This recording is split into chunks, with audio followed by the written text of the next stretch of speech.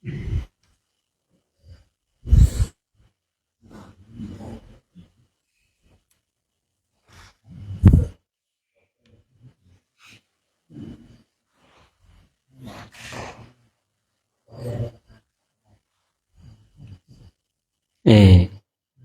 41แล้วเนี่ยทำยังไงกันดีเนี่ยฮะ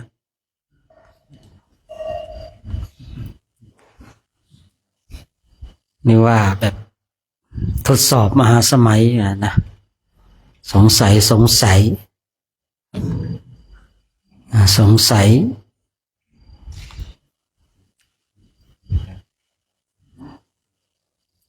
ในวันนี้เองญาติโยมเองก็คงจะแปลกใจว่าทำไมวันนี้ไลฟ์ช้าจังนะเดี๋ยวช่วง6 โมงนะ5 โมงกว่าคณะพระสุสงฆ์เองท่านก็ได้ฉีดวัคซีนไข้หวัดใหญ่ก่อนที่จะเดินทางไปประเทศอินเดียและเนปาลทุกปีหลายปีที่ผ่านมาเราก็จะมีการฉีดวัคซีนไข้หวัดใหญ่ถามว่าฉีดวัคซีนไข้หวัดใหญ่แล้วจะไม่ป่วยใช่หรือเปล่าก็ไม่ใช่เนาะแต่มันลดความเจ็บป่วยหรือป่วยลงนะเช่นอาจจะรุนแรงขั้น100%แต่ก็มันก็ช่วยให้เหลือมา40-50%ตามภูมิคุ้มกันของบุคคลนั้นพอฉีดเสร็จก็ให้พระคุณเจ้าของเราได้พักนิดนึงประมาณสัก30 กว่านาทีเนาะหลังจากพักเสร็จสับเรียบร้อยก็จะได้มาทำวัดสวดมนต์กันญาติโยมบางคนบางท่านอาจจะแปลกใจเนาะวันนี้พระคุณเจ้าของเราเนี่ยฉีดวัคซีนกันไข้หวัดใหญ่นะการไข้หวัดใหญ่4 สายพันธุ์ตอนนี้เองก็หลังจากพระคุณเจ้าของเราฉีดไปแล้วก็คงไม่มีอะไรที่น่าเป็นห่วงเพราะว่าวัคซีนไข้หวัดใหญ่เนี่ยมันไม่ได้น่ากลัวอะไรมากมายนะคนที่แพ้ไข่เนี่ยก็ว่างั้นนะจะต้องหลีกเลี่ยงเลยนะคนที่กินยาพวกริ่มเลือดอะไรพวกนี้สลายริ่มเลือดพวกนี้นะโดยส่วนมากพระเราก็ไม่ได้เป็นเช่นนั้นก็เลยสบายก็ไม่น่าเป็นห่วงเนาะแต่เป็นห่วงไอ้โรคทางใจนี่แหละนี่ที่มันสร้างขึ้นมาเองเนาะรู้สึกกับฉีดยาไปแล้วมันง่วงอย่างเงี้ยนะไม่ใช่จะเกี่ยวกับยาแล้วผมว่านะมันน่าจะเกี่ยวกับนิสัยแล้วนะฉีดยารู้สึกขี้เกียจขึ้นแหมยาแบบนี้ก็มีเหมือนกันนะเนาะฉะนั้นในเรื่องของการฉีดวัคซีนนี่ก็เป็นสิ่งที่สำคัญพอเราไปประเทศอินเดียแล้วไปเดินที่นู่นท่านทั้งหลายเราจะได้มีภูมิคุ้มกันมากกว่าเก่าเช่นณเวลานี้เรามีภูมิคุ้มกันสัก100%เนี่ยนะพอฉีดวัคซีนไปมันก็เพิ่มความคุ้มกันให้กับเราอีกหลายเปอร์เซ็นต์อยู่เนี่ยที่ผมคุยเมื่อสักครู่นี้ว่าเมื่อตอนต้นนู้นเนาะผมเองชอบสังเกตร่างกายของตนเองว่าพอทำเช่นนี้ร่างกายมันเป็นอย่างไรตั้งแต่ฉีดวัคซีนแล้วมันเห็นการเปลี่ยนแปลงเป็นทิศทางที่ดีนะเมื่อเปลี่ยนแปลงเป็นทิศทางที่ดีก็ตั้งแต่ที่เขาบอกว่าตั้งแต่ปีที่5ขึ้นมาเนี่ยเราฉีดวัคซีนตลอดเลยนะที่จริงเนี่ยคือราคาเนี่ยที่จริงมันก็แพงอยู่นะครับถ้าไปฉีดตามโรงพยาบาลเข็มหนึ่งก็400-500นะครับประมาณ500นะ400-500เนี่ยแล้วแต่ว่าเราไปฉีดตรงไหนเพราะว่าในแต่โรงพยาบาลก็ราคาก็แตกต่างกันออกไปนะว่าเป็นโรงพยาบาลของเอกชนหรือว่าเป็นภาครัฐนะแต่เป็นภาครัฐบางทีก็บางช่วง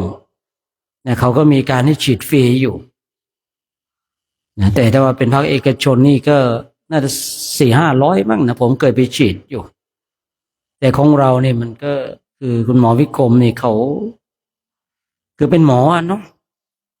เป็นหมอเป็นนายแพทย์ไม่ใช่เป็นหมอเป็นนายแพทย์เลยนะครับอันนี้เขาก็คงจะมีรู้จักอะไรกันยังไงเนาะเราก็ไม่รู้ว่า มันก็เลยได้ได้ถูกขึ้นมาเนาะเมื่อกี้ได้ยินก็ประกาศว่าที่เขาเปิดกองบุญได้30,000 กว่าเราซื้อ100 โดสนะมันเหลืออีกประมาณ6,000 กว่านั่นแสดงว่าเราซื้อได้ประมาณ200 กว่าก็เป็นเรื่องที่ดีนะครับผมนะเรื่องที่ดีที่ญาติโยมเขาได้อุปถัมภ์มาป้องกันภัยให้เราให้กับพวกเราก่อนการที่เราฉีดวัคซีนไปเขาเรียกว่าป้องกันภัยบางทีเนี่ยวัตถุมงคลมันก็ป้องกันภัยได้นะแต่วัคซีนมันก็ป้องกันภัยได้เหมือนกันวัคซีนที่เราฉีดไปมันป้องกันภัยอาจจะป้องได้มากได้น้อยก็ขึ้นอยู่กับตัวบุคคลนั้นๆนะครับผม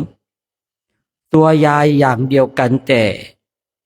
นะครับในร่างกายของคนเราในธาตุในขันธ์มันแตกต่างกันหมอจีนเขาจึงแบบจะจ่ายยาเขาก็ต้องดูเขารู้ทั้งเรื่องของธาตุขันธ์ด้วยนะเพราะว่าเป็นโรคเดียวกันแต่ในร่างกายเนี่ยธาตุขันธ์มันไม่เหมือนกันฉะนั้นเราท่านทั้งหลายเองก็ไปอินเดียนี่ก็ไม่อยากให้ไปเจ็บไปป่วยนะครับไม่มีใครหรอกที่ไปอินเดียแล้วไม่เคยเจ็บไม่เคยป่วยแต่จะเจ็บป่วยมากเท่านั้นเองนะมากน้อยเนี่ยที่นั่งกันเคยไปเนี่ยป่วยกันทั้งนั้นนะครับผมนั่งป่วยบางทีก็ป่วยเดินไม่ได้ก็ต้องนั่งรถไปบางรูปป่วยแล้วก็ยังเดินได้นะคือร่างกายของคนเราบางทีมันแข็งแกร่งไม่เหมือนกันบางคนเนี่ยมันคือร่างกายนี้อ่อนแอนะเนาะบางท่านก็ร่างกายแข็งแรงนี่ก็เลยสบายมีภูมิคุ้มกันเนาะมากนิดนึงเพราะเราไปอยู่ที่นั่น50 กว่าวันนั่นโอ้โหเราเดินมาจากจังหวัดลำปางมาถึงวัดดอยเนี่ย30 กว่าวันเองเนาะนี่เราไปอยู่ที่อินเดียเนี่ย50 กว่าวันเนี่ยก็จะไปเจออะไรหลายๆอย่างนะสิ่งหนึ่งที่หลีกเลี่ยงไม่ได้คือฝุ่นครับผมที่ฝุ่นที่เราเดินกันเนี่ยที่เราเห็นกันเนี่ยอันนี้มันเรื่องเด็กๆเลยฝุ่นพวกนี้นะปีที่แล้วเนี่ยโอ้โหข้างหลังอะเนาะ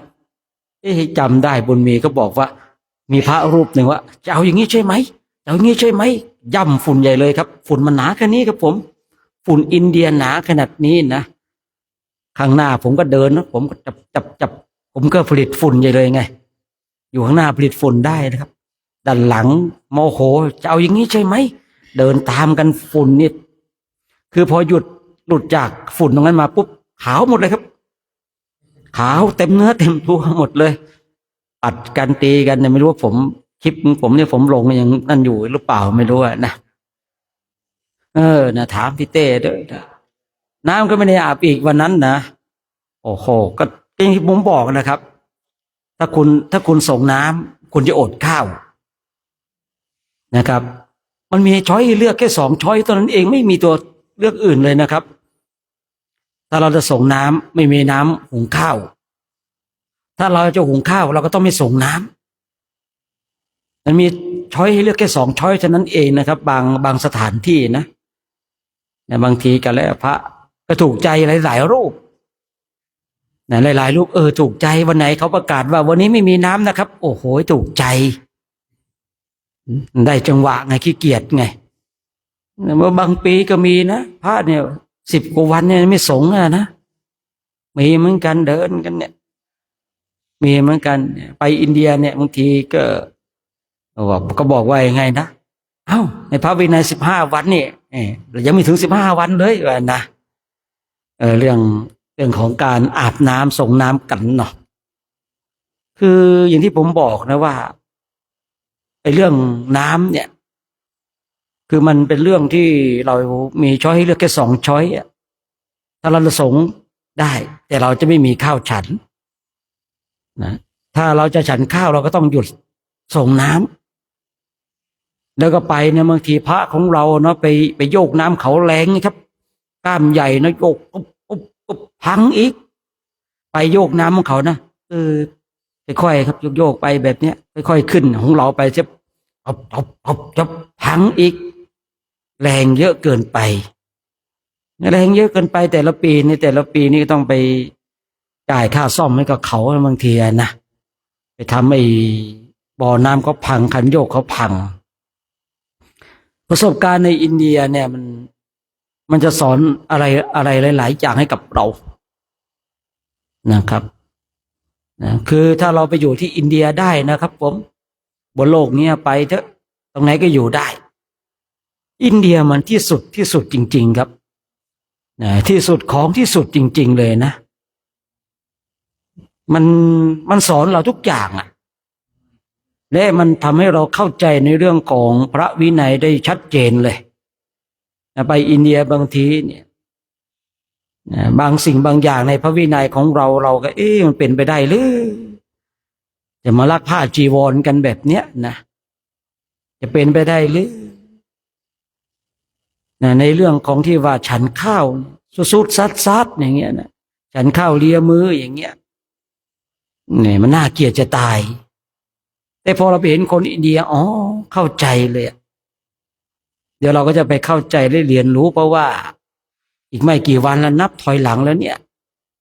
นับถอยหลังก็ประมาณเดือนนึงได้ไปอินเดียกันนะอย่างแน่นอนฉะนั้นเราก็ต้องมาเตรียมความพร้อมเนาะคือจะเดินทางในโลกนี้หรือเดินทางไปโลกหน้าเราก็ต้องเตรียมพร้อมมันต้องมีเสบียงในการเดินทางในโลกนี้ก็ต้องมีเสบียงนะครับอย่างเราไปอินเดียกันเนี่ยอย่างที่มุมบอกเนาะเนี่ยมาม่าเนี่ยเขากำลังเตรียมไว้แล้วในถุงลายในศาลาน่ะเราก็จะต้องถือไปกันเองนะครับขึ้นเครื่องบางปีก็พอที่จะคุยกับพนักงานได้เขาโหลดใต้ท้องนะบางปีก็เขาก็ให้เราถือขึ้นเครื่องนะครับมีอยู่ปีหนึ่งผมยังแค้นไม่หายเลยนะก็ถือคนละถุงเนาะผมก็ถือถุงมาม่าไปหิ้วไปถุงลายเนาะผมเข้าห้องน้ำก็วางไว้หน้าห้องน้ำครับนะวันนี้ยังเจ็บใจไม่หายตั้งแต่ปีที่ 1จนถึงปี12ยังไม่เลิกพูดเลยเรื่องนี้นะ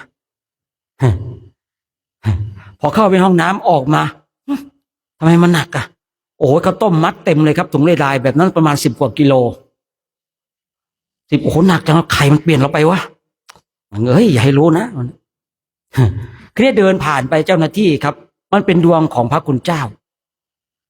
นะผ่านเจ้าหน้าที่เขายกช่างอันนี้ไม่ได้ครับหลวงพี่เรียกหลวงพี่เนาะอันนี้มันหนักเกินครับไม่สามารถที่จะหิ้วขึ้นเครื่องได้เพราะว่ามาตรฐานของเราต้อง7 กิโลครับของหลวงพี่เนี่ยไอ้แค่นี้ก็10 กว่ากิโลแล้วไม่ได้ครับไม่ได้ค่ะมันมีทั้ง2 คนมาทั้งขับทั้งค่ะโยมถ้าโยมให้ผ่านนะไอ้อาหารตรงเนี้ยพวกเนี้ยจะไปถวายพระที่อินเดียแต่ถ้าโยมไม่ให้ผ่านก็ไม่เป็นไรคืออาตมาให้โยมไปกินกันแล้วกันนั่นแล้วแต่โยมพูดแบบนี้นะครับผมพูดแบบนี้เลยเนาะถ้าโยมให้ตรงนี้ผ่านไปเนี่ยอาหารตรงเนี้ยข้าวต้มตรงเนี้ยจะเป็นอาหารถวายเช้าถวายพระคุณเจ้านั้นพรุ่งนี้ที่ประเทศอินเดียที่สนามบินแต่ถ้าโยมไม่ให้ผ่านอาตมาก็ไม่ได้ว่าอะไรอาตมาก็จะให้โยมไปแจกจ่ายกินกันเองกันแล้วกันมันก็คุยกันปั๊บคุยกันนิดหน่อยก็ได้ครับเดี๋ยวอนุญาตไปผมก็เลยคิดว่าไม่เป็นดวงที่แบบพระคุณเจ้าจะได้ฉันอาหารถ้าองค์อื่นผมว่าถ้าองค์อื่นแบบ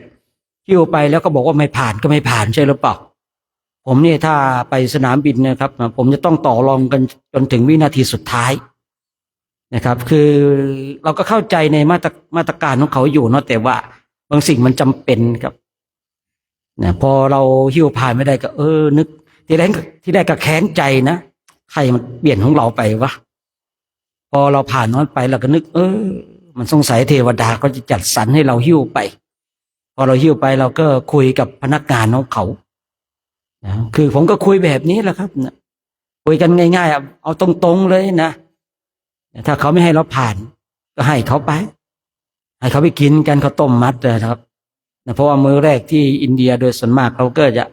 ญาติโยมเขาก็จะทำข้าวต้มบ้างข้าวหลามบ้างนะในแต่ละปีนะครับผมก็เป็นอย่างนั้นฉะนั้นเนี่ยการเดินทางบนโลกนี้ก็ต้องมีเสบียงนะอย่างกาแฟเนี่ย นะกาแฟเราไป100 ชีวิตประมาณ100 ชีวิตเนาะบวกลบนะรูปละ2 ซองต่อวันเราลองคิดดู53 วันในอินเดียนะ53 วันในอินเดียเนี่ยกาแฟวันละ2 ซองนะครับเราก็บวกไปสินะ1 วันนะใช้กี่ซองมันใช้ประมาณ10,000 กว่า ซองประมาณ10,000 ซองเนาะประมาณนั้นแต่ละปีที่เราไปก็ประมาณ10,000 ซองบ้าง12,000 บ้างนะไปถึงอินเดียเนี่ยมันมีขีดจำกัดนะกาแฟท่านทั้งหลายมีขีดจำกัดนะไม่ใช่แบบโอ้โหครั้งเดียว2 ซองนะเหมือนกับที่เราอยู่ทางนี้ไปที่นู่นเนี่ยวันนึงคุณจะแบบจะดื่มบริหารอย่างไรก็ได้คุณจะรวดเดียว2 ซองก็ไม่มีใครว่าคุณครับไม่มีใครว่าแต่ว่ามันมีขีดจำกัดเพียง2 ซองแต่บางปีก็มีบางรูปนะไม่ไหวอาจารย์มันปวดหัวผมก็เลยต้องแบบหมดแล้วมาหาต้องผมคือเขาแบบ2 ซองเนี่ยคือแบบไม่เพียงพอต่อร่างกายของเขานะครับคาเฟอีนมันน้อยไปเขาว่างั้นนะก็เลยต้องให้นอกรอบไปก็มีเหมือนกันบางปีนะครับแต่โดยมาตรฐานก็รูปละ2 ซองต่อวันจะดื่มตอนไหนก็เอาที่สบายใจเลยนะจะตื่นมาตี 1ตี 2จะฉีดกาแฟดื่มก็เป็นเรื่องของเราละแต่มันอยู่ในขีดจำกัด2 ซองครับเช่นเขาถวายตอนเย็นนะพอไปถึงปุ๊บเขาก็เอาไปถวายตอนเย็นจะมีพระเจ้าหน้าที่จัดไปแล้วก็เลขาหรือในกลุ่มก็แจกจ่ายกันไปนะก็จะไปถึงตอนเช้านะเนี่ยเราก็แล้วแต่นะครับแล้วแต่นะฉะนั้นการไปอินเดียเนี่ยเราก็ต้องเตรียมเสบียงเดินทางไปในโลกหน้าเราก็ต้องเตรียมเสบียงทั้งในโลกนี้และโลกหน้ามันต้องมีเสบียงในการเดินทางเดินไปในโลกหน้าจะไปในโลกหน้าก็ต้องมีอะไรมีบุญกุศลมีทานศีลภาวนาแต่จะไปอินเดียเนี่ยนะครับต้องมีกาแฟมีมาม่าคือเสบียงนะเนี่ยที่หลักๆเลยนะกาแฟมาม่าสิ่งหนึ่งก็ที่ขาดไม่ได้เลยคือรูปียะไปถึงนู่นใช้รูปีแล้วนะใช้รูปีบาทเขาก็เอานะครับผมแต่ว่าบางทีเนี่ยเราไปซื้อของ100 บาทกับ100 รูปีมันก็ยังมีคนให้เขา100 บาทอยู่นะจริงๆเดี๋ยวนี้ผมดูเรทประมาณ2.70หรือ2.60เนี่ยคืนถ้า100 บาทก็ได้ประมาณ260 รูปีนะเดี๋ยวนี้นะน่าจะประมาณนั้นอันนี้ก็เราไปที่โน่นแล้วก็ปะเนี่ยตอนที่แยกย้ายกันไปใครอยากจะร่วมบุญเป็นสะพานบุญชักชวนญาติโยมก็เอาอันนี้ไม่ว่ากันเรื่องบุญนี่ไม่ว่านะแต่สิ่งหนึ่งที่เราจะต้องช่วยกันคือเรื่องเสบียงที่จะต้องถือไปนะฉะนั้นเดินทางในโลกนี้ก็ต้องมีเสบียงเดินทางไปในโลกหน้าก็ต้องมีเสบียงเสบียงของโลกหน้าก็คือทานศีลภาวนาที่เราท่านทั้งหลายได้กระทำกันเนี่ยศีลสมาธิปัญญาที่เราได้สะสมกันเนี่ยนี่เราเนี่ยคือเราเป็นผู้ที่ไม่ประมาทเราเป็นผู้ที่โลกนี้เราจะเดินทางเราก็ต้องเตรียมจะไปโลกหน้าเราก็ต้องเตรียมเมื่อเรามีเสบียงแล้วเราก็ไม่น่าเป็นห่วงและกลัวกับทั้งการในเดินทางในโลกนี้และโลกหน้าเรามีเสบียงแล้วนี่จะไปกลัวอะไรเนาะฉะนั้นเดี๋ยวช่วงนี้จะได้เตรียมเสบียงอีกเสบียงหนึ่งคือเสบียงในการทำวัดสวดมนต์เพื่อที่จะเตรียมตัวเดินไปโลกหน้าไม่ใช่ตายวันนี้นะสะสมไว้ก่อนอย่าบอกคนว่าเตรียมตัวจะไปโลกหน้าจะตายกันแล้วนะไม่ใช่เนาะเตรียมสะสมแต้มเสบียงบุญของเราด้วยการทำวัดสวดมนต์เนาะฉะนั้นเดี๋ยวก็จะได้ทำวัดสวดมนต์กันในช่วงภาคเย็นของวันนี้เดี๋ยวก็จะได้ให้ท่านปิ้งท่านนำพาสวดมนต์ไหว้พระกันไปนะก็นิมนต์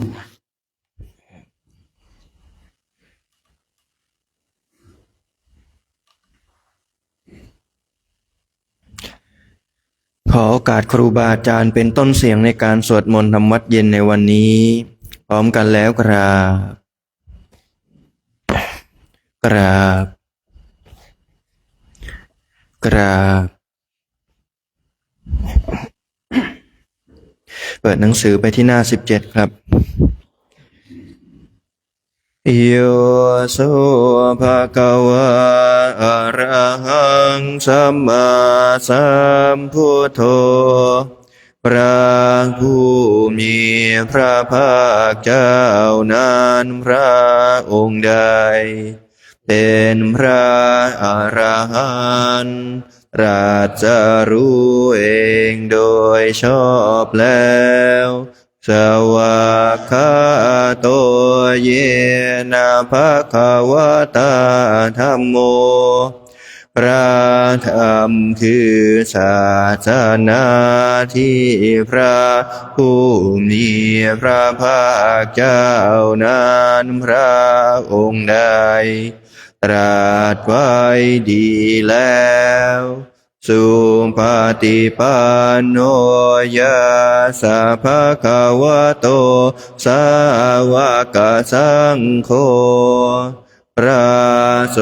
งฆ์คือผู้ทรงธรรมวินัยซึ่งเป็นสาวกของพระผู้มีพระภาคเจ้านั้นหมู่ใดเป็นผู้ปฏิบัติดีแล้วธัมมายังภะคะวันตังสะธัมมังสะสังฆังอิเมหิสะการะหิยะทาระหังอาโรปิเตหิอภิปูชยามะข้าพระเจ้าขอบูชาอย่างยิ่งซึ่งพระผู้มีพระภาคเจ้าพร้อมทั้งพระสัทธรรมและพระอริยสงฆ์เจ้าทั้งหลายด้วยเครื่องสักการะเหล่านี้ข้าพระเจ้าได้ยกขึ้นประดิษฐานไว้ดีแล้วในที่อันสมควรอย่างยิ่งเช่นนี้สาธุโนพันเตภะคะวะสุจิราปรินิพพุโตปิพระผู้มีพระภาคเจ้าพระองค์นั้นแม้ปรินิพพานนานแล้วก็ตามข้าแต่พระองค์ผู้เจริญซึ่งยังประโยชน์อันยิ่งใหญ่แก่สาธุชนทั้งหลายปัจฉิมา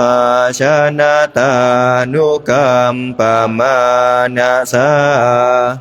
อิเมสการเรทุกตาปันนากาพระคูเตปฏิคันหาตุขอจงรับเครื่องสักการะบรรณาการของคนยากเหล่านี้ด้วยเพื่ออนุเคราะห์แก่ประชุมชนผู้เกิดแล้วในภายหลังด้วยธัมมากังทีคารตังอิตายาสุขายา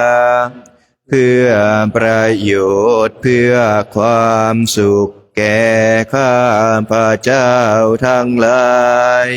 สิ้นกาลนานเทิน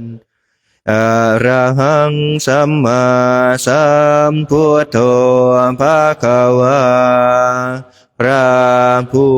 มีพระภาคเจ้า เป็นพระอรหันต์ดับเพลิงกิเลสเพลิงทุกข์สิ้นเชิงตรัสรู้ชอบได้โดยพระองค์เองพุทธังภควตังอภิวาเทมิข้าพระเจ้าอภิวาทพระผู้มีพระภาคเจ้าผู้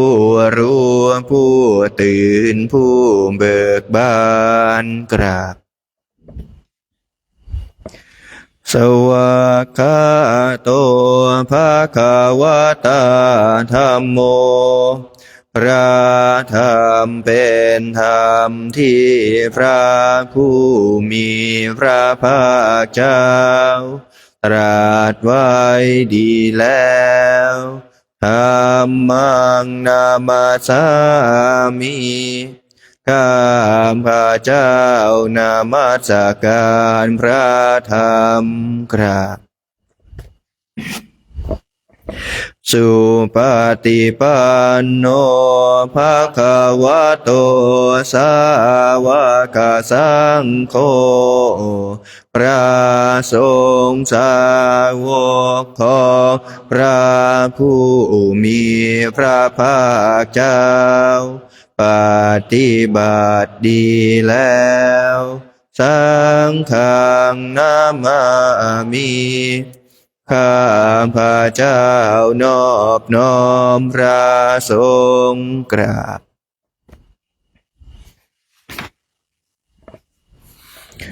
หันธรรมยังพุทธัสสะภะคะวะโตปุพพะคะนามการังกโรมาเส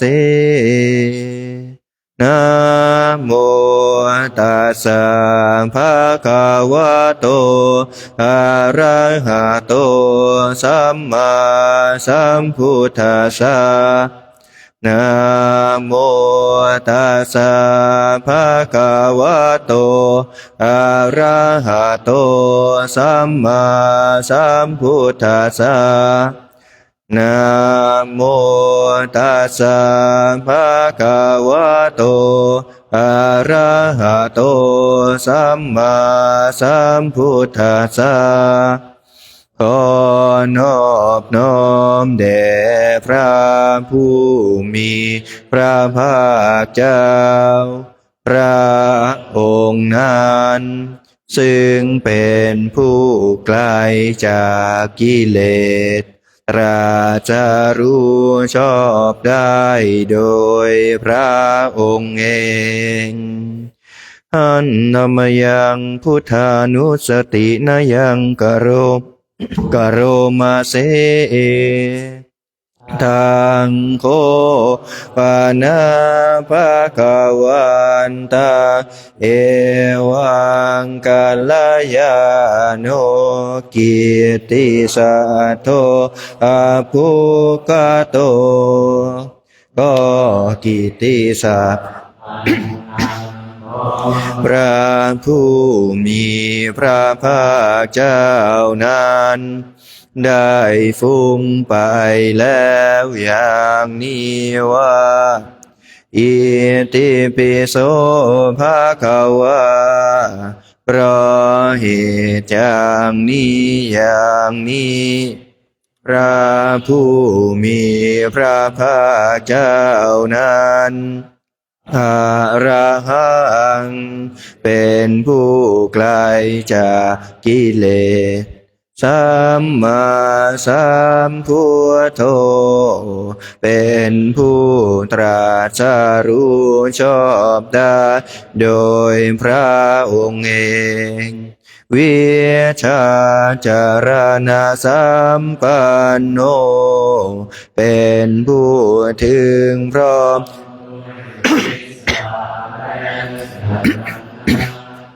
สุขโตเป็นผู้ไปแล้วด้วยดีโลกวิทูเป็นผู้รู้โลกอย่างแจ่มแจ้ง อานุตตโรปุริสธรรมสารถีเป็นผู้สามารถฝึกบุรุษที่สมควรฝึกได้อย่างไม่มีใครยิ่งกว่าสัทธาเทวมนุษย์สานั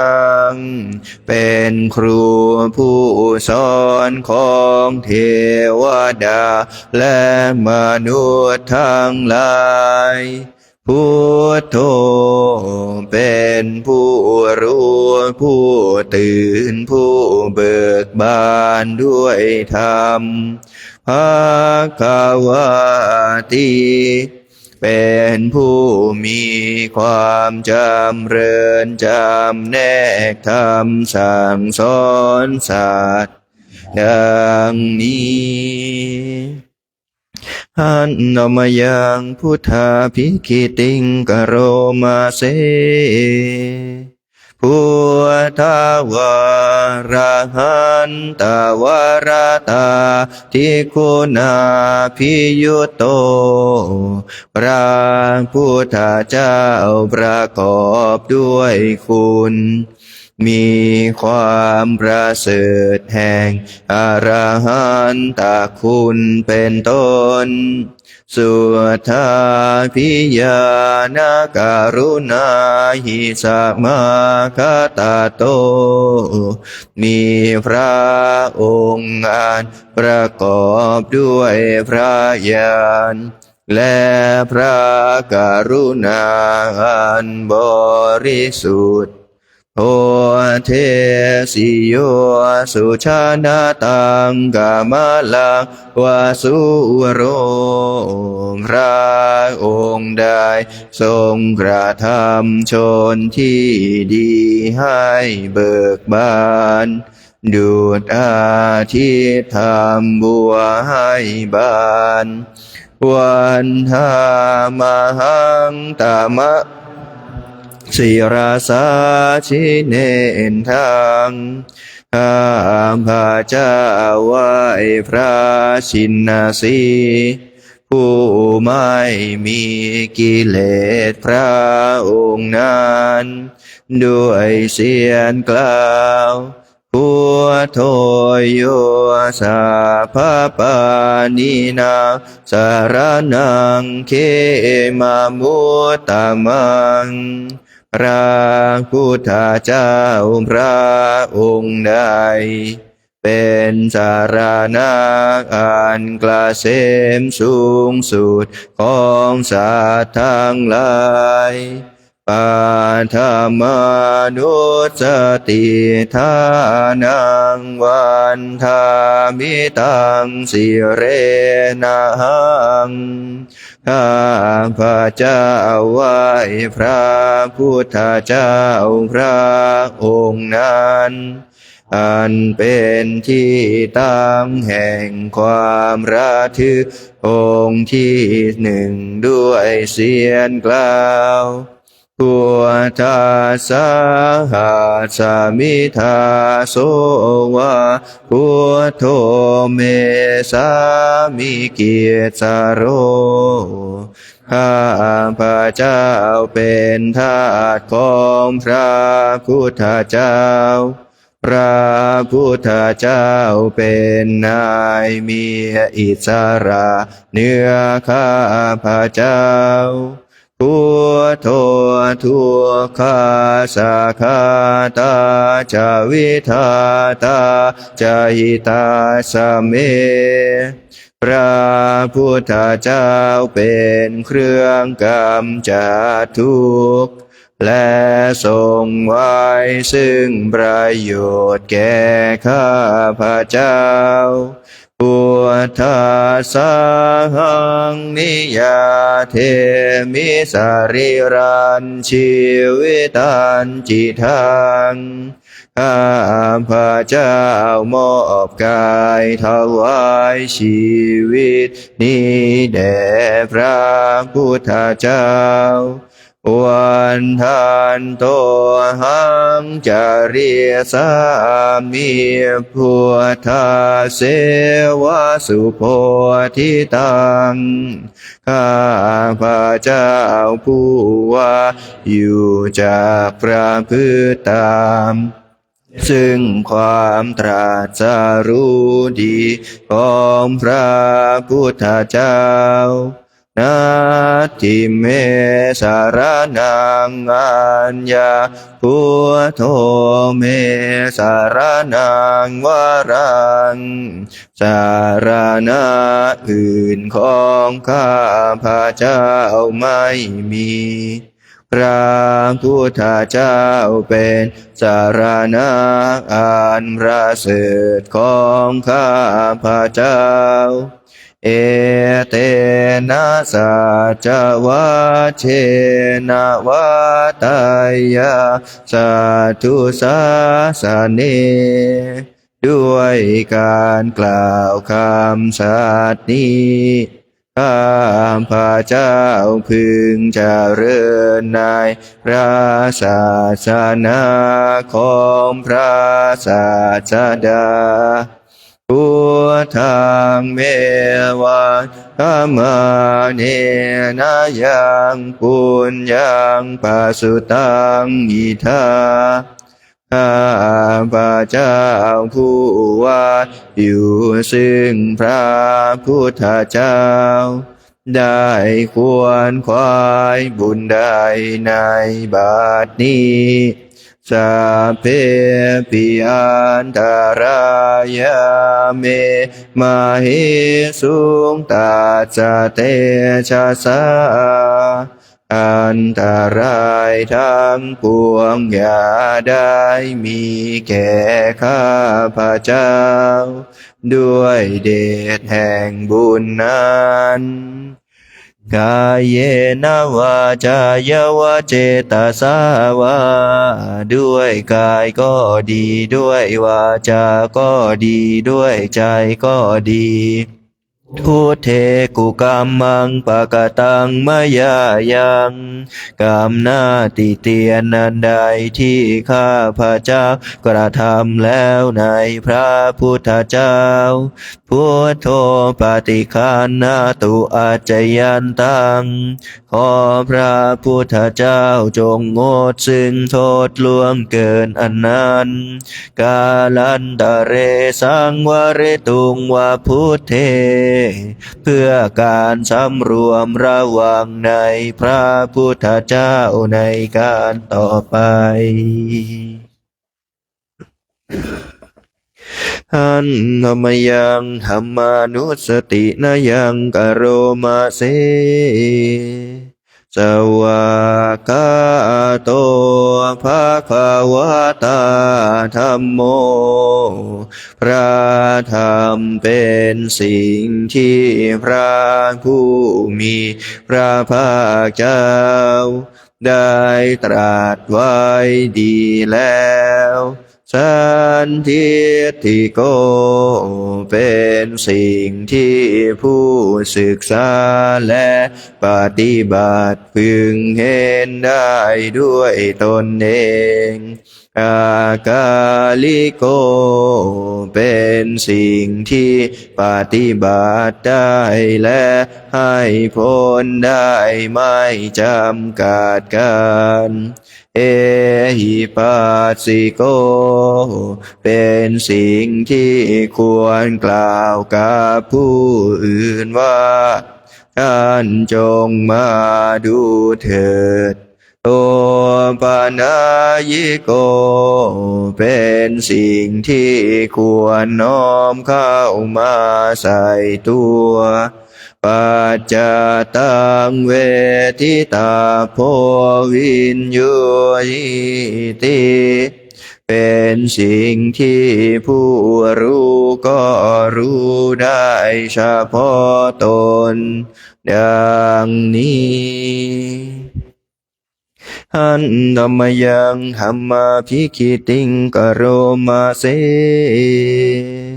สวากขาตาตาทิคุณายโยคาวะเสนาสายโยพระธรรมเป็นสิ่งที่ประเสริฐเพราะประกอบด้วยคุณคือความที่พระผู้มีพระภาคเจ้าตรัสไว้ดีแล้วเป็นต้นโยมาคปะกะปริยัติวิโมกขเพโทเป็นธรรมอันจำแนกเป็นมรรคผลปริยัติและนิพพานธัมโมกุโลกาปตานาตถาธาริธารีเป็นธรรมทรงไว้ซึ่งผู้ทรงธรรมจากการตกไปสู่โลกที่ชั่ววันธามหังตามหารังวรธรรมเมตังข้าพระเจ้าไหว้พระธรรมอันประเสริฐนั้นอันเป็นเครื่องขจัดเสียซึ่งความมืดธัมโมโยสัพพปานินางสารนังเขมามุตตมังพระธรรมได้เป็นสารณะอันกระเสมสูงสุดของสัตว์ทั้งหลายทุติยานุสติทานังวันทามิตังสิเรนะหังข้าพระเจ้าไหว้พระธรรมนั้นอันเป็นที่ตั้งแห่งความระลึกองค์ที่สองด้วยเสียงกล่าวธรรมาสหัสสมิทาโสวะธัมโมเมสามิกิจสโรข้าพระเจ้าเป็นทาสของพระธรรมพระธรรมเป็นนายมีอิสระเหนือข้าพระเจ้าธัมโมทุกขาสักขาตาจาวิทาตาจาหิตาสเมพระธรรมเป็นเครื่องกำจัดทุกข์และทรงไว้ซึ่งประโยชน์แก่ข้าพระเจ้าธัมมาสหังนิยาเทมิสาริรันชีวิตันจิทังข้าพระเจ้ามอบกายถวายชีวิตนี้แด่พระธรรมวันทันโตหังจริสามิธรรมาเสวะสุธรรมตังข้าพระเจ้าผู้ไว้อยู่จากพระพฤติตามซึ่งความเป็นธรรมดีของพระธรรมนาทิเมสารนังอัญญังธัมโมเมสารนังวรังสารณะอื่นของข้าพระเจ้าไม่มีพระธรรมเป็นสารณะอันประเสริฐของข้าพระเจ้าเอเตนะสัจวะเชนะวะตายาสัตถุสาสเนด้วยการกล่าวคำสัตย์นี้ข้าพระเจ้าพึงเจริญในพระศาสนาของพระศาสดา ธัมมังเมวันนามาเนนะยังปุญญังปัสสุตาอิทาข้าพระเจ้าผู้ว่าอยู่ซึ่งพระธรรมได้ควรควายบุญได้ในบัดนี้สัพเพปิอันตรายาเมมาเหสุงตาชะเตชะสาอันตรายทั้งปวงอย่าได้มีแก่ข้าพระเจ้าด้วยเดชแห่งบุญนั้นกายเยนะวาจายวะเจตสาวาด้วยกายก็ดีด้วยวาจาก็ดีด้วยใจก็ดีธรรมเมกุกามังปะกะตังมายายังกามหน้าติเตียนอันใดที่ข้าพระเจ้ากระทำแล้วในพระธรรมธัมโมปฏิคันหตุอาจยันตังขอพระธรรมจงงดซึ่งโทษล่วงเกินอันนั้นกาลันตะเรสังวริตุงวะธรรมเมเพื่อการสำรวมระวังในพระธรรมในการต่อไป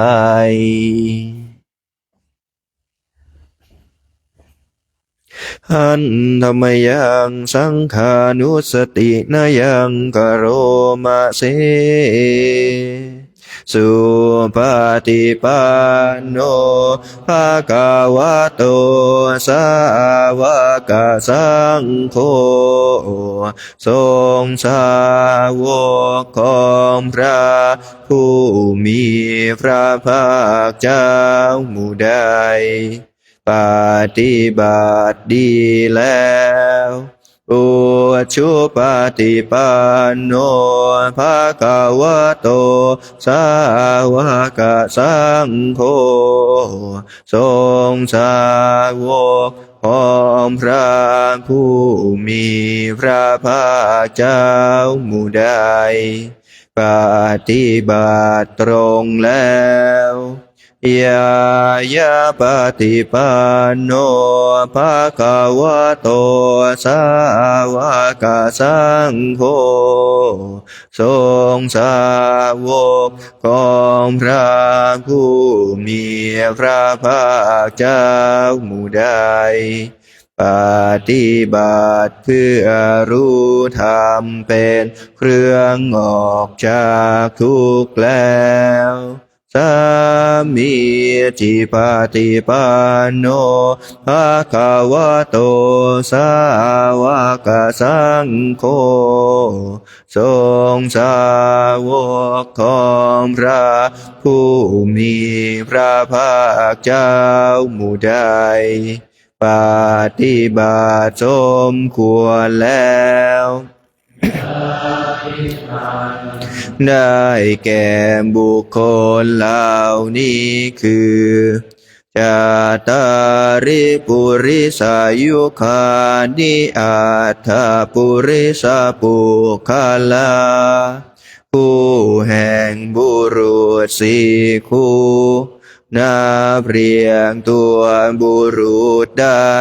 8บุรุษเอสะภะคะวะโตสาวกสังโฆนั่นแหละทรงสาวกของพระผู้มีพระภาคเจ้าอาหุนายโยเป็นสมควรแก่สักการะที่เขานำมาบูชาปา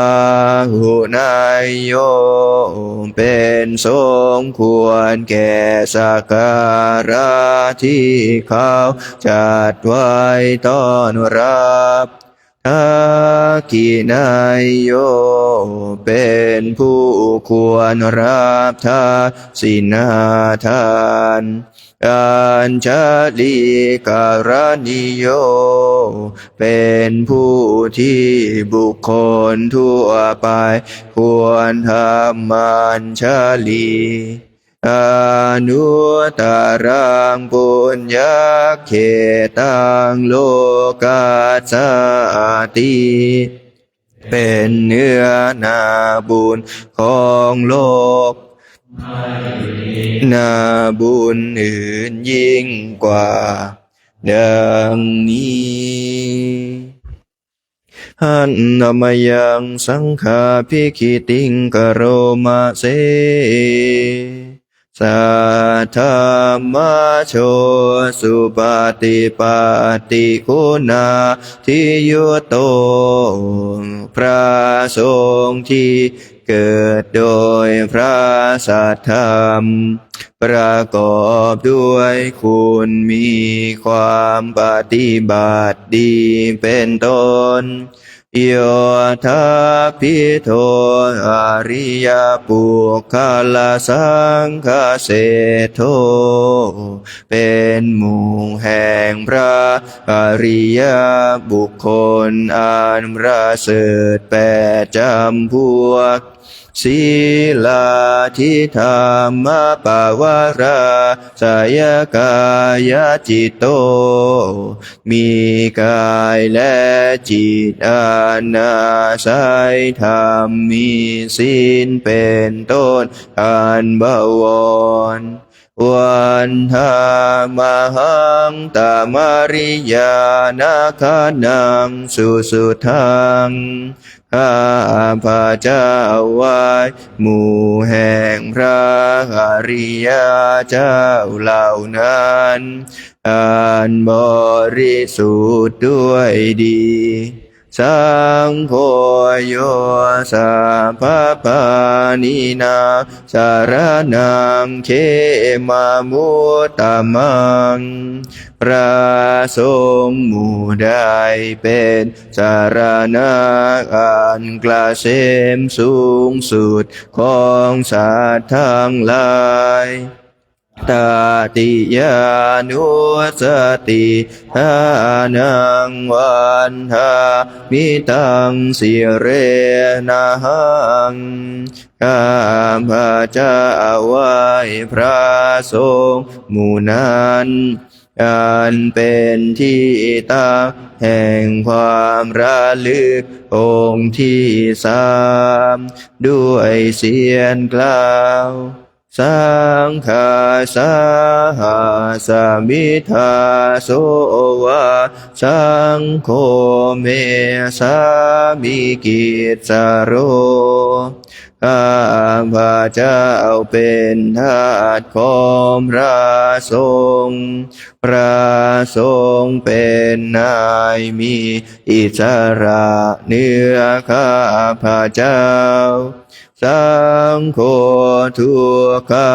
สักขาตาจาวิทาตาจาหิตาสเมพระสงฆ์เป็นเครื่องกำจัดทุกข์และทรงไว้ซึ่งประโยชน์แก่ข้าพระเจ้าสังฆาสาหังนิยาเทมิสริรันชีวิตันจิทังข้าพระเจ้ามอบกายถวายชีวิตนี้แด่พระสงฆ์วันหันโตหังจริสามิสังฆาโสปฏิปันนาตังข้าพระเจ้าผู้ไว้อยู่จากพระพฤติตามซึ่งความปฏิบัติดีของพระสงฆ์ นาทิเมสารนังอัญญาสังโฆเมสารนังวรังสารณะอื่นของข้าพระเจ้าไม่มีพระสงฆ์เป็นสารณะอันประเสริฐของข้าพระเจ้าเอ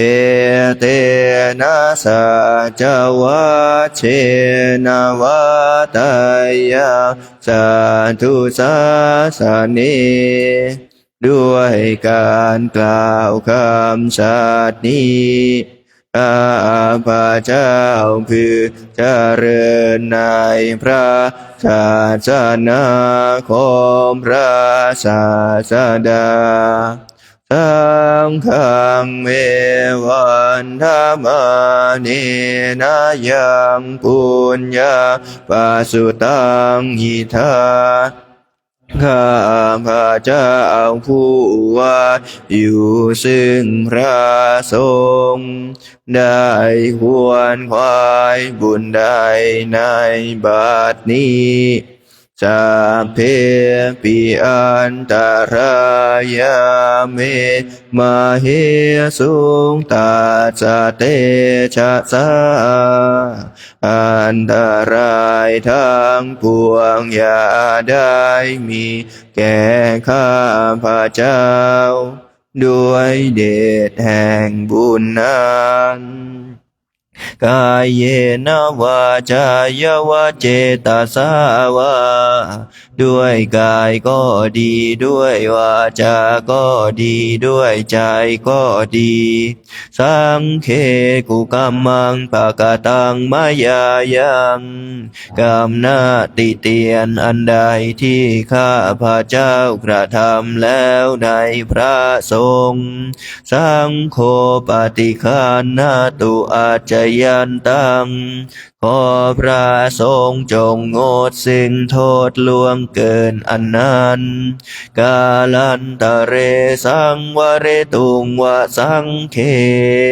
เพื่อการสำรวมระวังในพระสงฆ์ในการต่อไป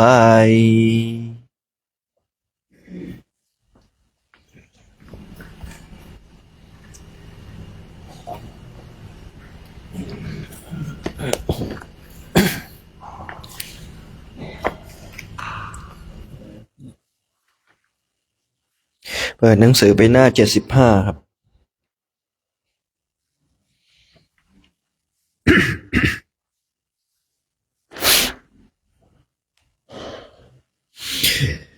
มนุษย์เราเอ้ยเกิดมาทำไม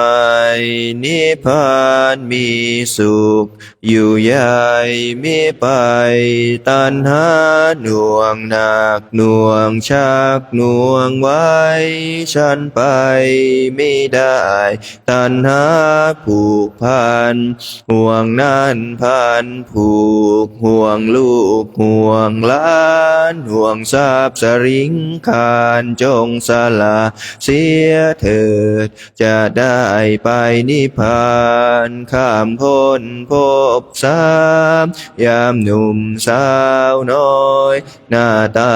แช่มช้อยงามแล้วทุกประการแก่เท่านังยานแต่ล้วนเครื่องเม้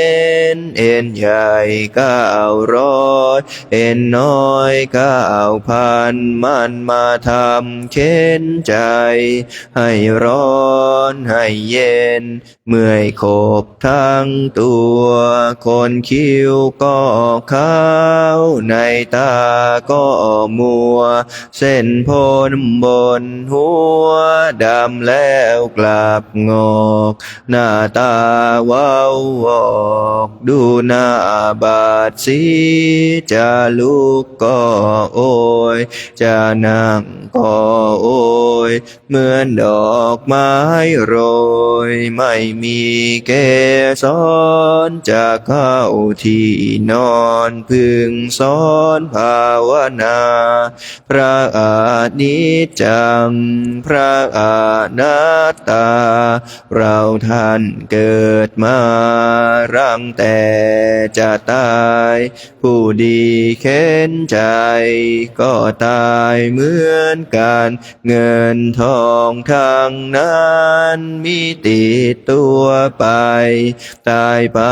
เป็นผีลูกเมียผัวรักเขาชักหน้านี้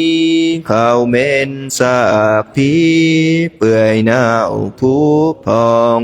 หมู่ญาติพี่น้องเขาห้ามเอาไปเขาวางลงไว้เขานั่งร้องไห้แล้วกลับคืนมาอยู่แต่ผู้เดียวป่าไม้ชายเขียวเลี้ยวไม่เห็นใครเห็นแต่ฝูงแรงเห็นแต่ฝูงกาเห็นแต่ฝูงม้ายื้อแย่งกันกินสมเพ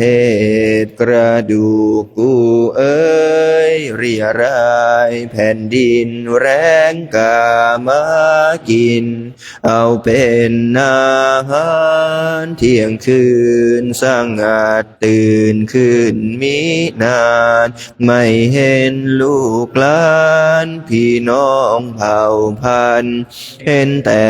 นกเขาจับเจ้าเรียงกันเห็นแต่นกแส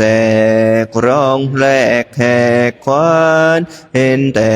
ฝูงผีร้องไห้หากันมนุษย์เราเอ้ยอย่าหลงนักเลยไม่มีแก่นสารอุตสาห์ทำบุญคำจุนเอาไว้จะได้ไปสวรรค์จะได้ทานพระพุทธเจ้าจะได้เข้านิพพานอาหังวันทามิสัพพะโสอาหังวันทามินิพพานาปัจจโยโหตุโอวานิจจาสังขารเอ่ยมาลงเอ่ยสิ้นสุดหยุดเคลื่อนไหวเมื่อหมดวังครั้งสุดท้ายไม่หายใจธาตุลมไฟน้ำดินก็สิ้นตามนอนตัวแข็งและสลดเมื่อหมดชีพเขาตราสังใส่หีบ4 คนห้ามสู่ป่าช้าสิ้นเชื้อเหลือแต่น้ำใครจะถามเรียกเราก็เปล่าเลยนี่แหละเนาะมนุษย์เรามีเท่านี้หมดลมแล้วก็ไม่มีซึ่งความหมายวิญญาณปราดขาดลับดับจากกายหยุดวุ่นวายทุกสิ่งนอนนิ่งเอ่ยเมื่อชีวิตเรานี้มีลมอยู่จงเร่งรู้สินทานาท่านเอ่ยตั้งภาวนาทำใจหัดให้เคยอย่าละเลยความดีทุกวี่วันเมื่อสิ้นลมจิตพรากจากโลกนี้จะได้พาความดีไปสวรรค์อย่าทำบาปน้อยนิดให้ติดพัน เพราะบาปนั้นจะเป็นเงาตามเราไปสู่นรกอเวจีที่มืดมิดสุดที่ใครจะตามติดไปช่วยได้ต้องทนทุกข์สยดสยองในกองไฟตามแต่กรรมของผู้ใดที่ได้ทำมันสวดมนต์ภาวนารักษาศีลสอนลูกหลานให้เคยชินทุกเช้าค่ำให้รู้จักเคารพโนพระธรรมอย่าลืมคำที่พระสอนวอนให้ดีเราเกิดมาเพื่อตายมิใช่อยู่ทุกคนจะต้องสู่ความเป็นผีเมื่อเกิดมา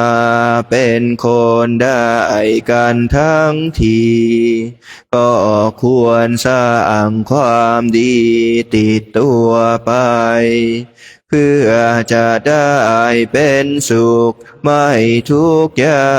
กไม่คับแค้นลำบากเมื่อเกิดใหม่ใครทำดีย่อมสุขแท้จงแน่ใจใครทำชั่วทุกข์ยากไรย่อมถึงตนเร่งบำเพ็ญทานศีลและภาวนาแสวงหาแต่สิ่งส่งบุญกุศลทรัพย์ภายนอกเป็นของโลกโศกรักคนทรัพย์ภายในประดับตนพ้นทุกข์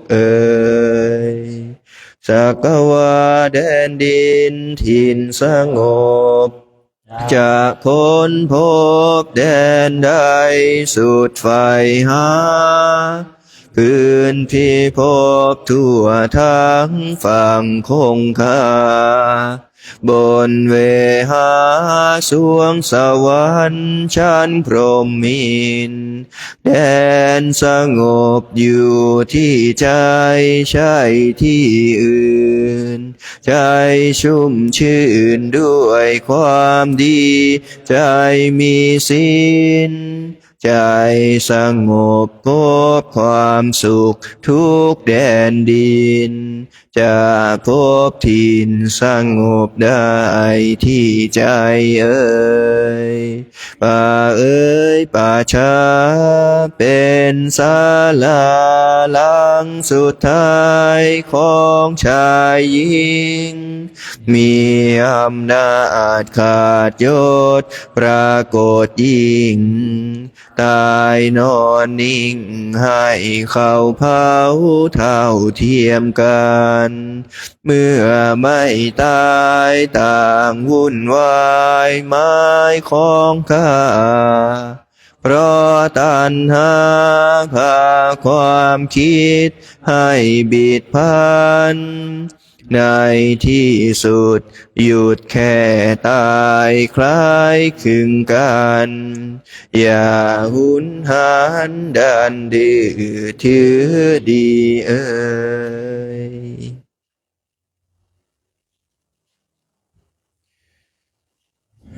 เปิดหนังสือไปที่หน้า153ครับ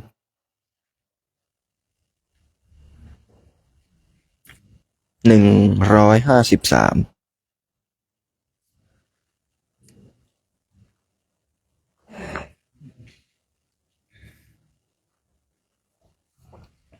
หันธรรมยังกรณียเมตตาสุตังปนามาเส การณียมาตากุสเลนะยันตังสันตาปะทังอภิสัมเมจะสาโกอุชุจะสุหุชุจะสุวัจโจจะสมุทุอนาติมานีกุลบุตรผู้ฉลาดในสิ่งที่เป็นประโยชน์และมุ่งหมายจะบรรลุสันตบุตรนิพพานอยู่เสมอจะพึงทำก็คือเป็นคนกล้าเป็นคนซื่อเป็นคนตรงว่าง่ายอ่อนโยนไม่เย่อหยิ่งสันตุสะโกจะสุภาโรจะอาปากิจโจจะสัลลหุกาวุติสันตินทาริโยจะนิปะโกจะอาปะคาโพกุเลสุอนานุคิตโตเป็นผู้สันโดษเป็นผู้เลี้ยงง่ายเป็นผู้มีกิจธุระน้อยมีความประพฤติเบาคือไม่สะสมมีอินทรีย์อันสงบระงับมีปัญญารักษาตนไม่ขนองไม่คลุกคลีกับสกุลทั้งหลายนาจะขุทางสมาจะเรกินจิเยนาวินยูปะเรอุบาวะทายยุงสุขิโนวาโหนตุสาเพสัตตาภวันตุสุขิตาตาไม่ประพฤติในสิ่งที่วินยูชนตำหนิติเตียนได้แล้วพึงแผ่เมตตาจิตว่าขอสัตว์ทั้งหลายทั้งปวงจงมีความสุขกายสบายใจมีแต่ความกระเสมสำราญเถิดเยเกจิปานาภูตาทิตาสาวะภาวราวะอนาวาเสสาทิขาวาเยมหันตาวามาชิมาราสกาอนุกาทุลาสัตว์มีชีวิตทั้งหลายทุกจำพวกที่เป็นสัตว์ตัวอ่อนหรือตัวแข็งก็ตามเป็นสัตว์มีลำตัวยาวลำตัวใหญ่ก็ตามมีลำตัวผ่านทางตัวสั้นก็ตามเป็นตัวเล็กหรือตัวโตก็ตามยิทาวาเยจามิภาเยนะตุเรวสันติภวิตุเรปุกาวาสัมภเวสีวาสัพเพสัตตาภวันตุสุขิตาตาที่มองไม่เห็นก็ตามอยู่ไกลหรืออยู่ใกล้ก็ตามที่เกิดแล้วที่กำลังหาที่เกิดอยู่ก็ตามขอให้สัตว์ทั้งหลายทั้งปวง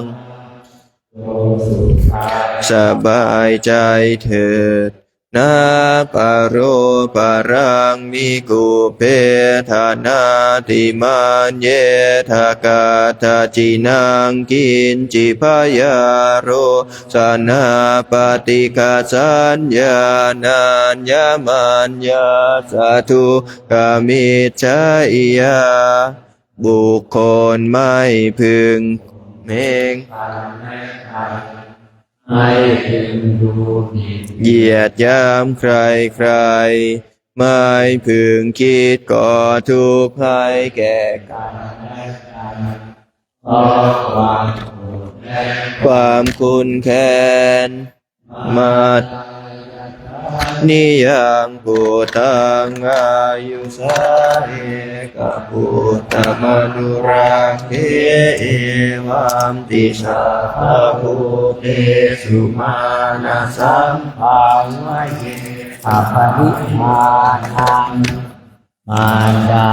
สนองบุตรคนเดียวผู้เกิดในตนด้วยการน้อมสละชีวิตของตนแก่สัตว์ใด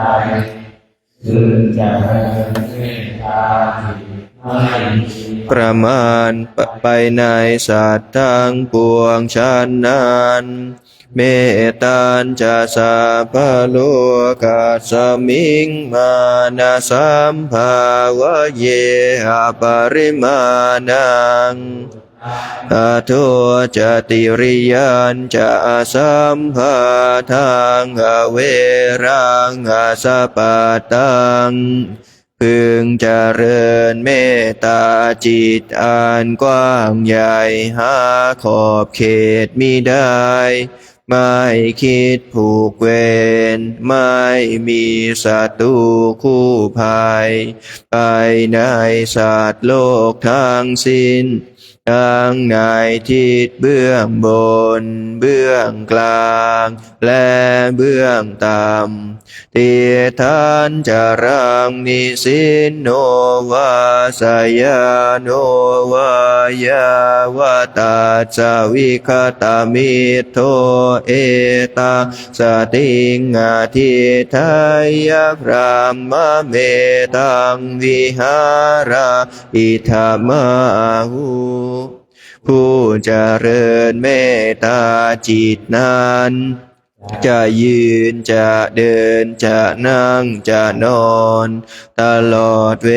ลาที่ตนยังตื่นอยู่พึงตั้งสติอันประกอบด้วยเมตตานี้ให้มั่นไว้บัณฑิตทั้งหลายกล่าวว่าการอยู่ด้วยเมตตานี้เป็นพรหมวิหารการอยู่อย่างประเสริฐที่ท่านจะอนุปกรรมมาศีลวาทาสเนนะสัมปันโนกาเมสุวินัยเขทังนาหิชาตุคาภาสายังปุณเรติติท่านผู้เจริญเมตตาจิตที่ละความเห็นผิดแล้วมีศีลบริบูรณ์มีความเห็นชอบกระจัดความใคร่ในกามได้แล้วก็จะไม่กลับมาเกิดอีกเป็นแน่แท้เปิดย้อนกลับไปที่หน้า95ครับกรวดน้ำตอนเย็นหันธรรมยังอุทิศนาทิฏฐานาคาทายโยภนามาเสอิมินาปุญญากรรมเมนาด้วยบุญนี้อุทิศให้อุปาชายาคุณุตตราอุปาชาผู้เลิศคุณอาจาริยุปการาจาและอาจารย์ผู้เกื้อหนุนมาตาปิตาจายาตกาทางแม่พ่อและปวงญาติสุริโยจารทิมาราชาสุนจารและราชาปุณวันตานาราปิจาผู้ทรงคุณหรือสูงชาติรามามาราชาอินทาจาพรหมาและอินทราชโลกปาลาจะเทวตาทั้งถวยเทพและโลกบาลยาโมมิตามนุษย์สาจาเอ ยมราชมนุษย์มิตรมัจจตาเวริกาปิจาผู้เป็นกลางผู้จอมพลานสัพเพสัตตาสุขีโหนตุขอให้เป็นสุขสันต์ทุกทั่วหน้าอย่าทุกข์ทนปุญญานิปกตานิเมบุญพองที่ข้าทำจงช่วยอำนวยสุภพลสุขังจติวิทังเทนตุให้สุขสามอย่างล้นขีปังบาเปทาโวมาตังให้รู้ถึงนิพพานพลันอิมินาปุญญากรรมเมนาด้วยบุญนี้ที่เราทำอิมินาอุทิเสนาจาและอุทิศให้ปวงสัตว์ขีปะหังสุลเพเจวาเราพลานได้ซึ่งการตัดตัณหุปาทานาเจทานังตัวตัณหาอุปาทานเยสันทาเนหินาธรรมาสิ่งชั่วในดวงใจยาวานิพพานาโตมะมัง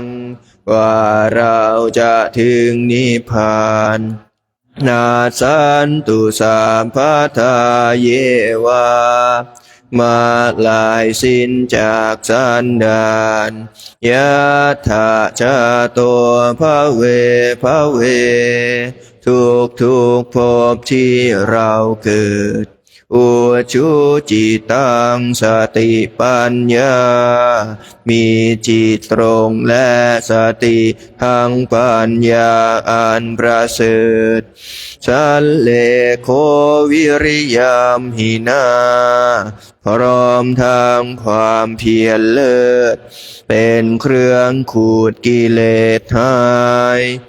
มาราลาพันตุโนกาสังโอกาสอย่าพึงมีแก่หมู่มารสิ้นทางหลายกาตุนจาวิริเยสุเมเป็นชมราทุสรายทำลายล้างความเพียรชมพุทธาทิปวโรนาโทพระพุทธผู้บวรนาถธัมโมนาโทวรุตโมพระธรรมที่พึงอุดมนาโทปัจเจกพุทโธ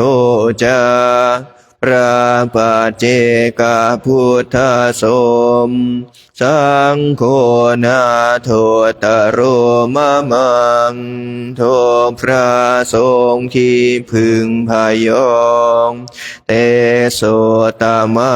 นุภาเวนะ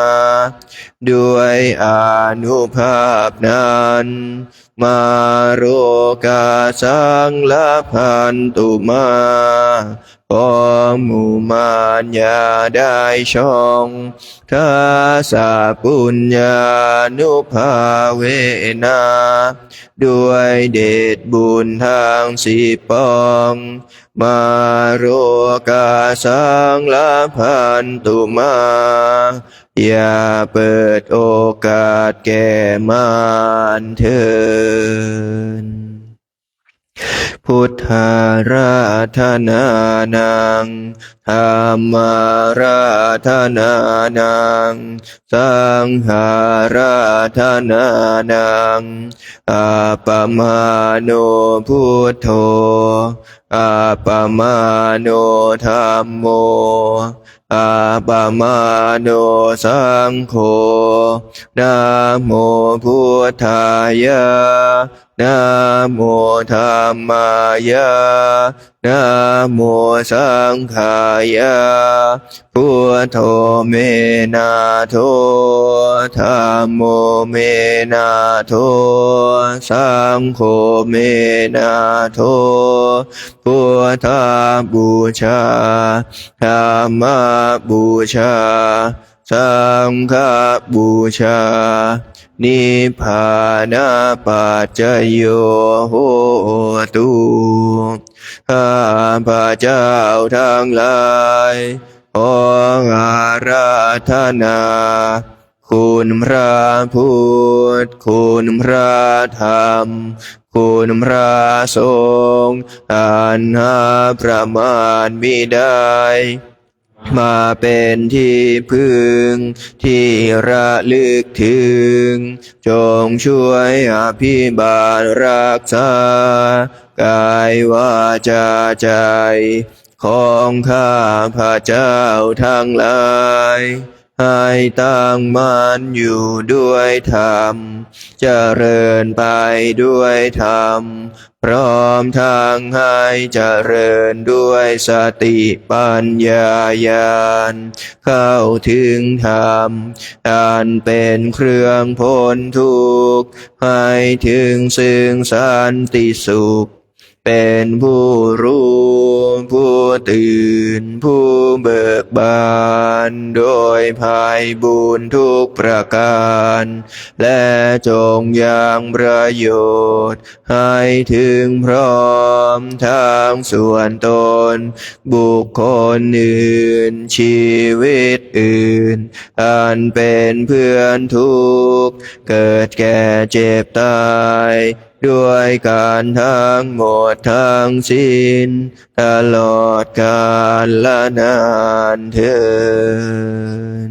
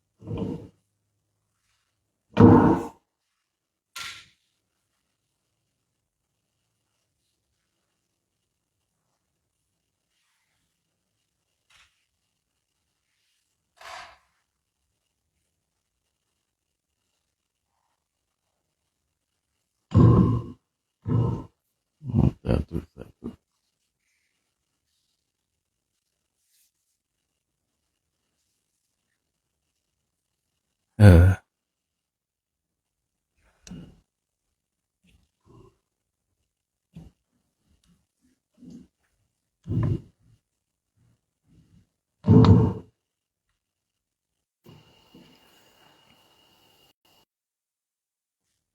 ช่วงลำดับตอนนี้ไป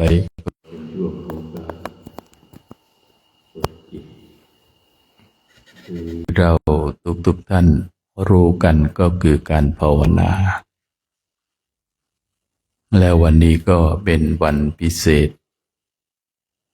เนาะญาติโยมผู้มีจิตใจเป็นบุญเป็นกุศลได้ถวายวัคซีนให้พระคุณเจ้าดูแล้วก็ต้องอนุโมทนา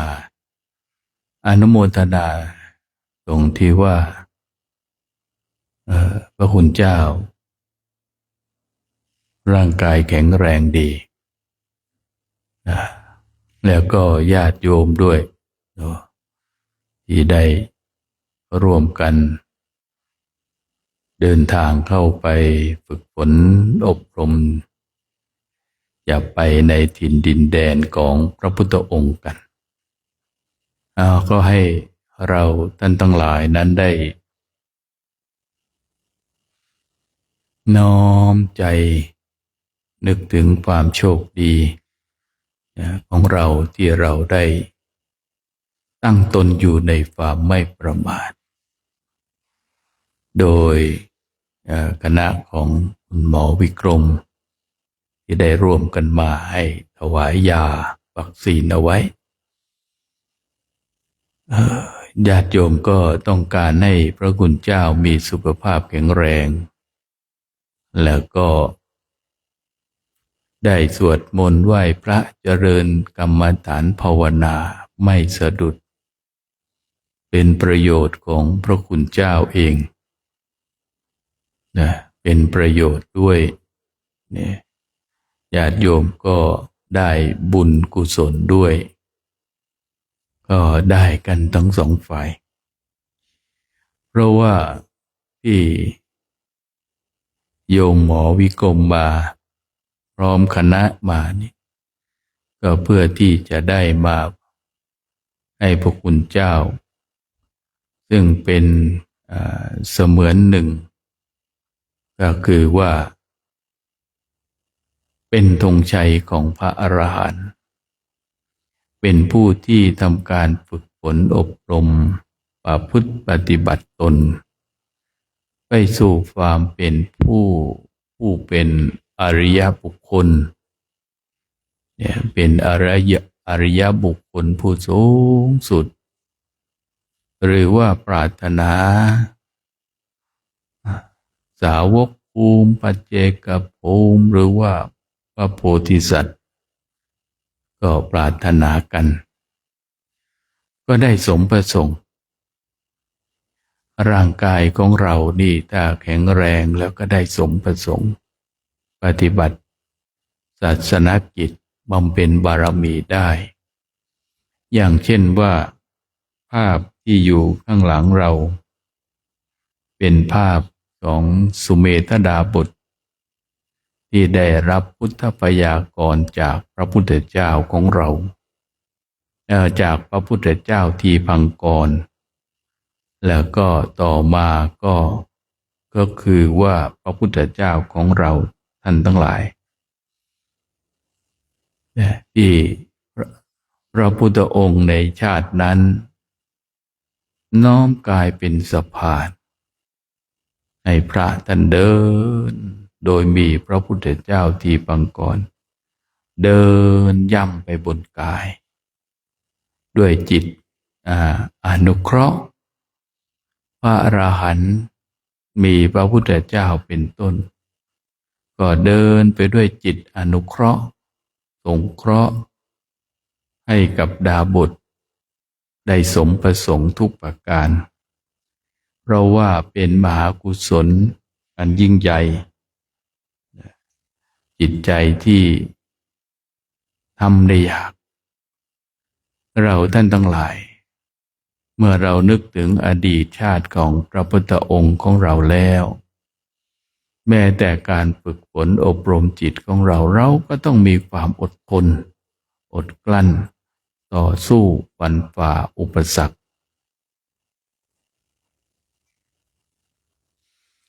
ความรู้สึกก็คือที่ตัวเรานี่แหละไม่ใช่มีเป็นที่ใครนะที่ตัวของเรานี่แหละสิ่งสำคัญเพื่อที่จะได้ให้เรานั้นได้ศึกษาเรียนรู้ทำความเข้าใจกันนะว่าเราเนี่ยแหละเนี่ยนะฝึกให้เราอดทนอดกลั้นอดทนด้วยความเจ็บความปวดเนี่ยมันก็เป็นระดับเบื้องต้นแต่ทนสิ่งที่มันยั่วยวนกวนใจเนี่ยมันระดับปรมัตถ์นะพระคุณเจ้าอย่างเช่นว่าบุคคลบางคนเนี่ยถือว่าชอบสูบบุหรี่แล้วต่อมาคิดจะตัดบางคนนี่ก็ตัดปุ๊บปั๊บได้เลยบางคนนี่โอ้ยเดี๋ยวตัดว่าจะตัดได้กลับไปกลับมาอยู่หลายครั้งแต่ก็ทำได้แต่คนที่ข้างหลังนี่ที่ได้กล่าวบอกกล่าวข้างหลังทนต่อความยั่วยวนไม่ได้ แต่ว่าพอตัดได้แล้วนี่เขาเรียกว่ามันเป็นปรมัตถ์เหมือนกันทนได้เนี่ยถึงไปทนไปจนถึงฝั่งตัดใจของเราทนไปถึงฝั่งเมื่อทนไปถึงฝั่งก็ได้ฝั่งก็คือความสุขความสงบร่มเย็นนั่นเองก็คือเราไม่ต้องไปยุ่งเกี่ยวข้องแวะชั้นใดก็ดีการที่เราฝึกปฏิบัติของเรานี่ก็เช่นเดียวกันเราค่อยๆฝึกของเราไปทีละเล็กทีละน้อยฝึกไปบ่อยๆฝึกเรื่อยๆนะฝึกไม่มีวันหยุดนั่นแหละอย่างเช่นว่าวันนี้เราได้รับวัคซีนถวายยาว่างั้นเถอะบางท่านอาจจะป่วยแล้วก็ต้องอาศัยโอกาสนี้แหละเป็นเครื่องดูเวทนาพระคุณเจ้าต้องนึกภาพว่าความเจ็บไข้ได้ป่วยเนี่ยเป็นธรรมะขั้นปรมัตถ์ของเรานะเป็นธรรมะขั้นปรมัตถ์เลยนะไม่ต้องไปดิ้นรนไม่ต้องไปขวนขวาย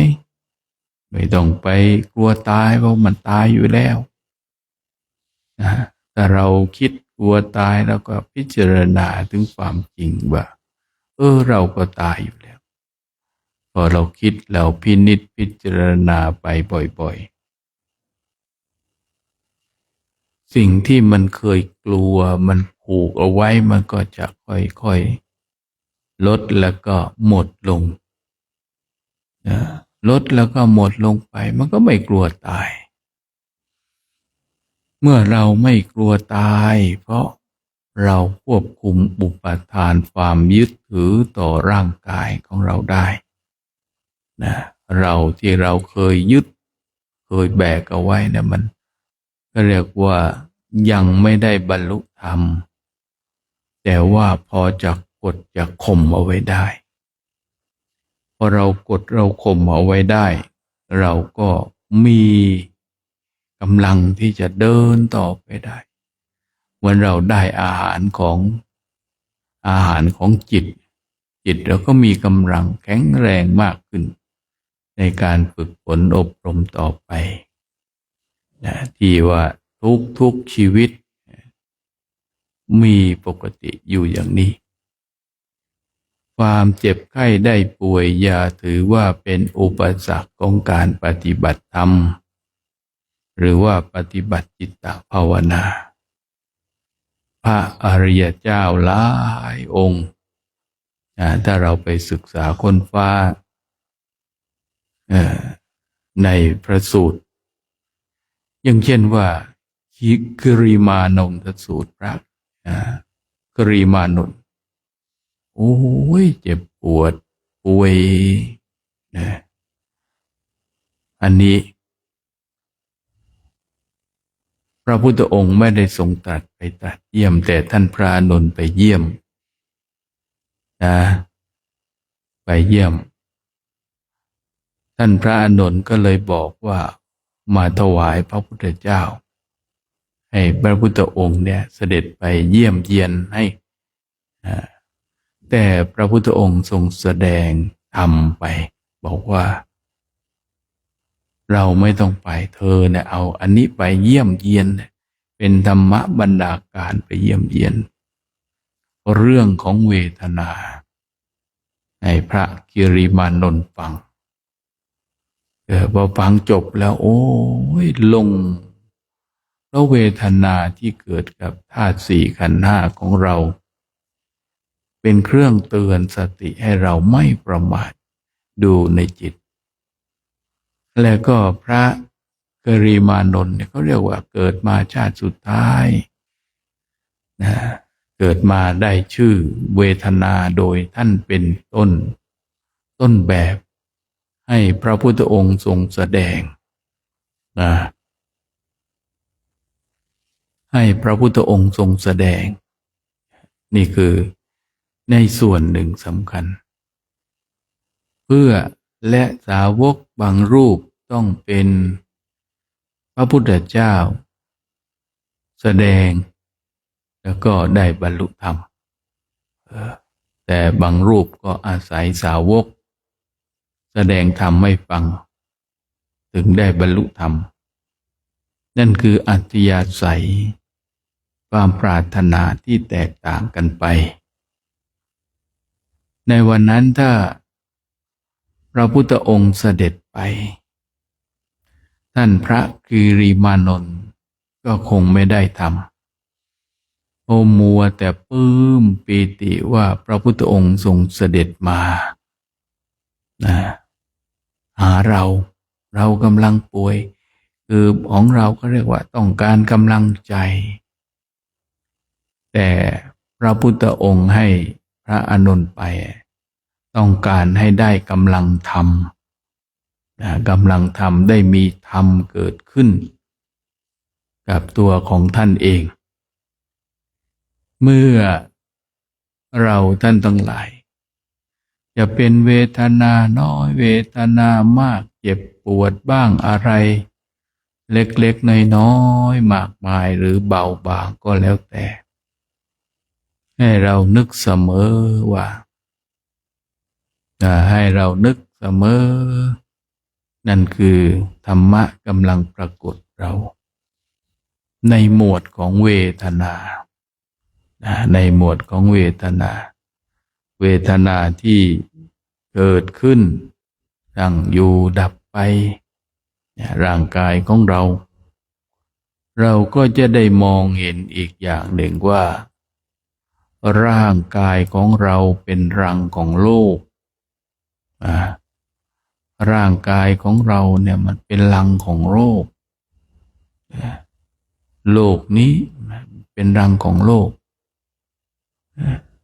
ไม่ใช่ว่าโอ้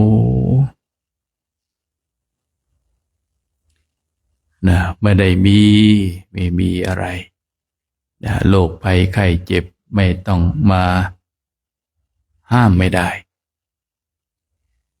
เพราะนี่คือกายของเรายาววานาคืบหรือว่าเรารู้ก็ธาตุสี่ร่างกายของเราขับเคลื่อนไปด้วยธาตุสี่มีจิตครองจิตนั่นก็คือตัวกรรมตัวที่น้อมนำมาพร้อมสู่ร่างกายของเราร่างกายของเราก็เป็นผลของกรรมเหมือนกันปรับปรุงแต่งต่อเติมบางท่านก็มีปัญญาบางท่านก็ไม่มีปัญญาหรือว่าปัญญาน้อยต้องมาอาศัยบำเพ็ญต่อไปเพราะว่าได้บำเพ็ญกรรมในส่วนที่ได้ตำหนิติเตียนเอาไว้ในส่วนนี้เรียกว่าธาตุสี่ก็คือธาตุสี่เป็นรังของโรคเราก็รู้จักรังของโรคอาศัยรังของโรคนี่แหละที่กายของเรามันเจ็บมันป่วยมาเป็นเครื่องศึกษาเรียนรู้ให้เกิดวิปัสสนาญาณความเจ็บป่วยนี่ทำให้เกิดวิปัสสนาญาณให้ญาณอย่างรู้สามารถเห็นเข้าใจได้ให้เราท่านทั้งหลายได้ภาวนากันอีกสักระยะหนึ่ง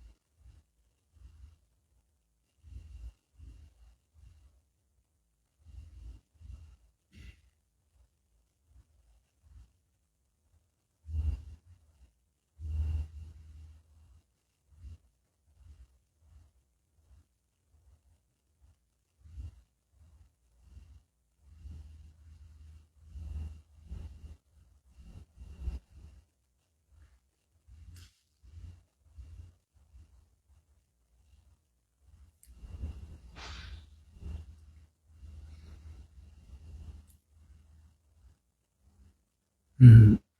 มการภาวนาของเราในค่ำคืนนี้ก็สมควรแก่เวลานะ ให้เราท่านทั้งหลายทำความรู้สึกตัวทั่วพร้อมขยับขยาย จะได้แผ่เมตตาพร้อมกันอีกครั้ง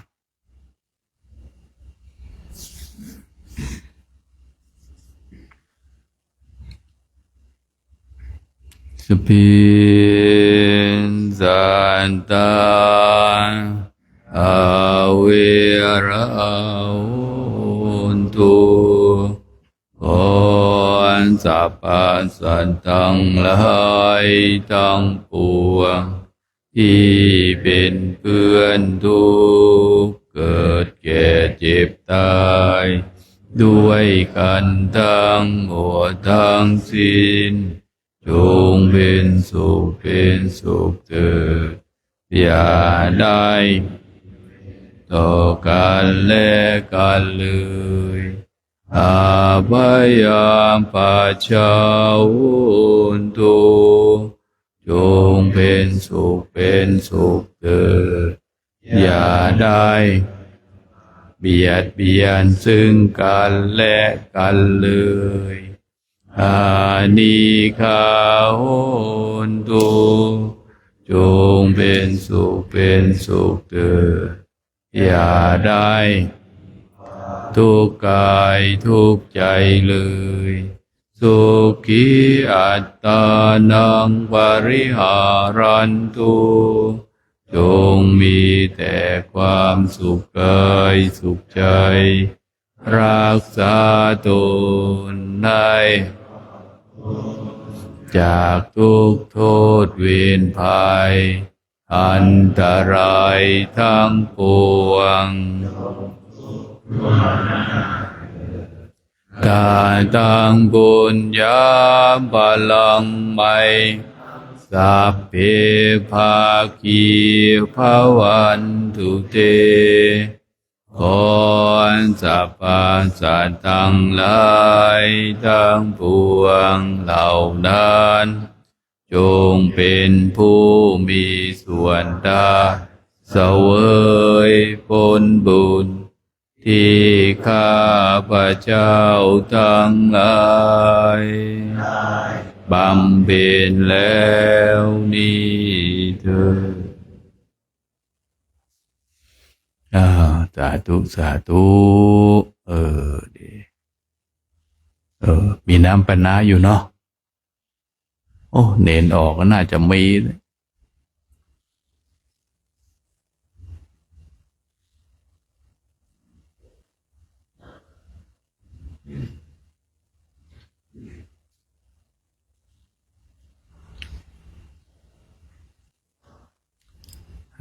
ก็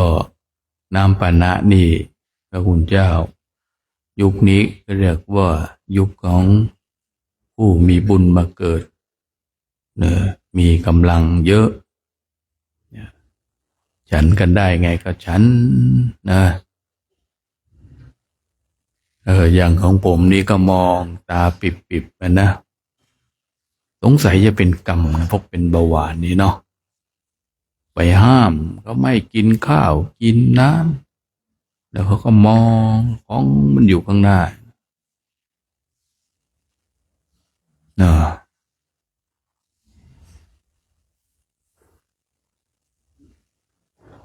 วันนี้ไม่ได้สาธยายกรณีเมตตามานานผมบวชใหม่อยู่วัด5 วันอีก5 วันเข้าพรรษาสมัยก่อนนี่ถ้าใครอยู่วัดแค่นี้นู้นเขาดูถูกกันมันแย่มากๆก็ขันหนึ่งขันหน้าก็ไม่ได้แต่เผอิญผมค่อนข้างจะได้สาธุร่วมทำบุญดอกบัวเนาะโอ้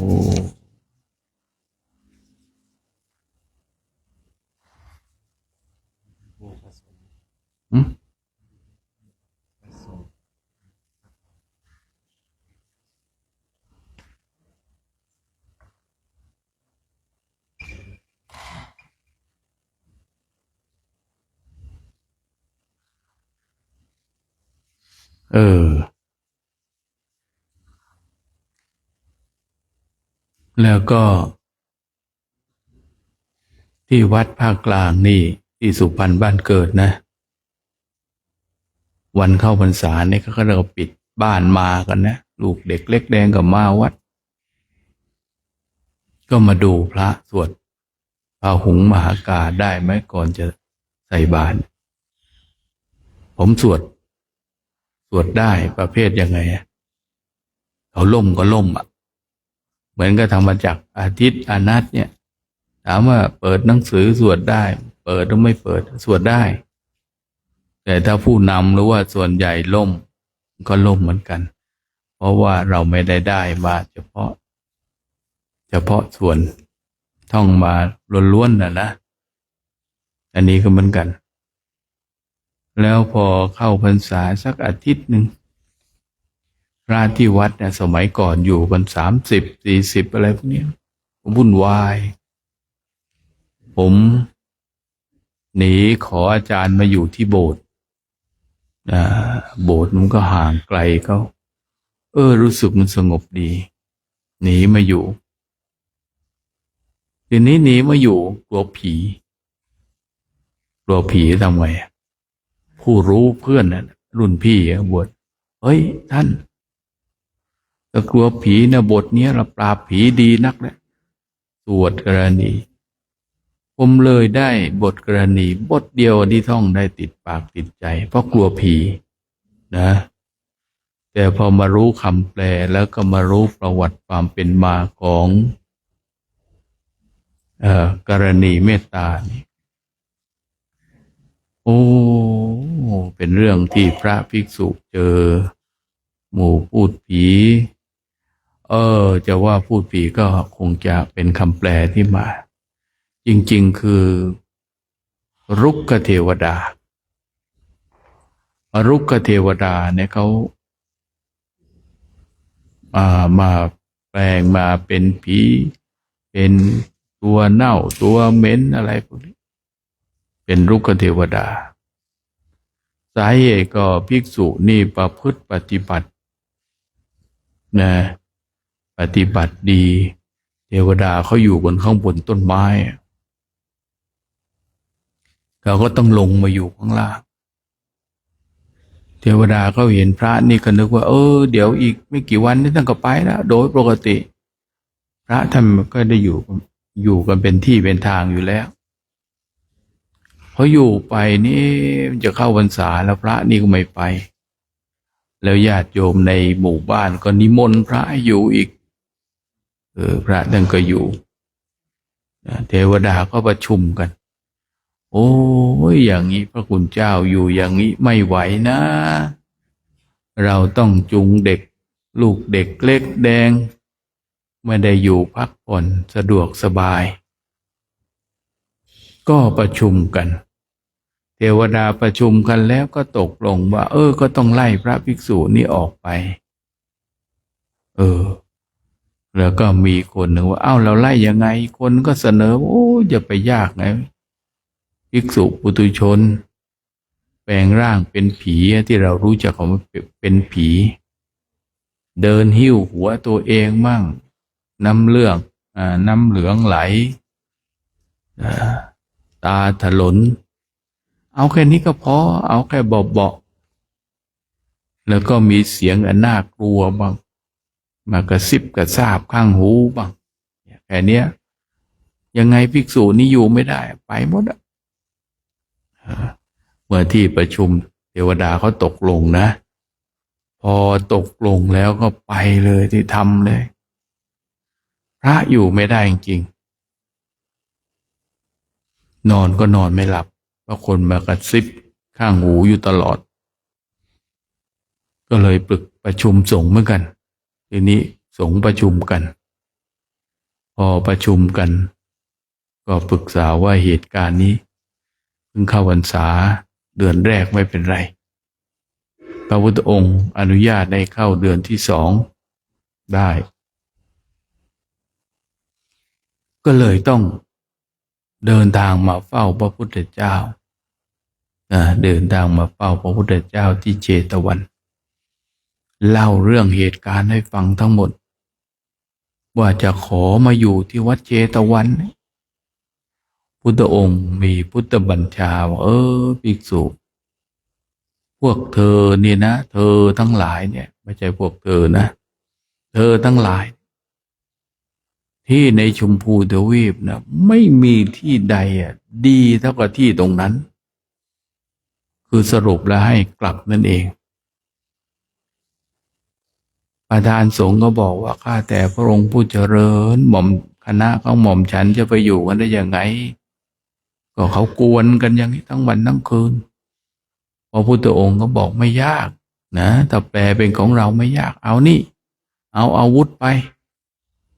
เธอก็ไปแผ่เมตตาเอากรณีเมตตา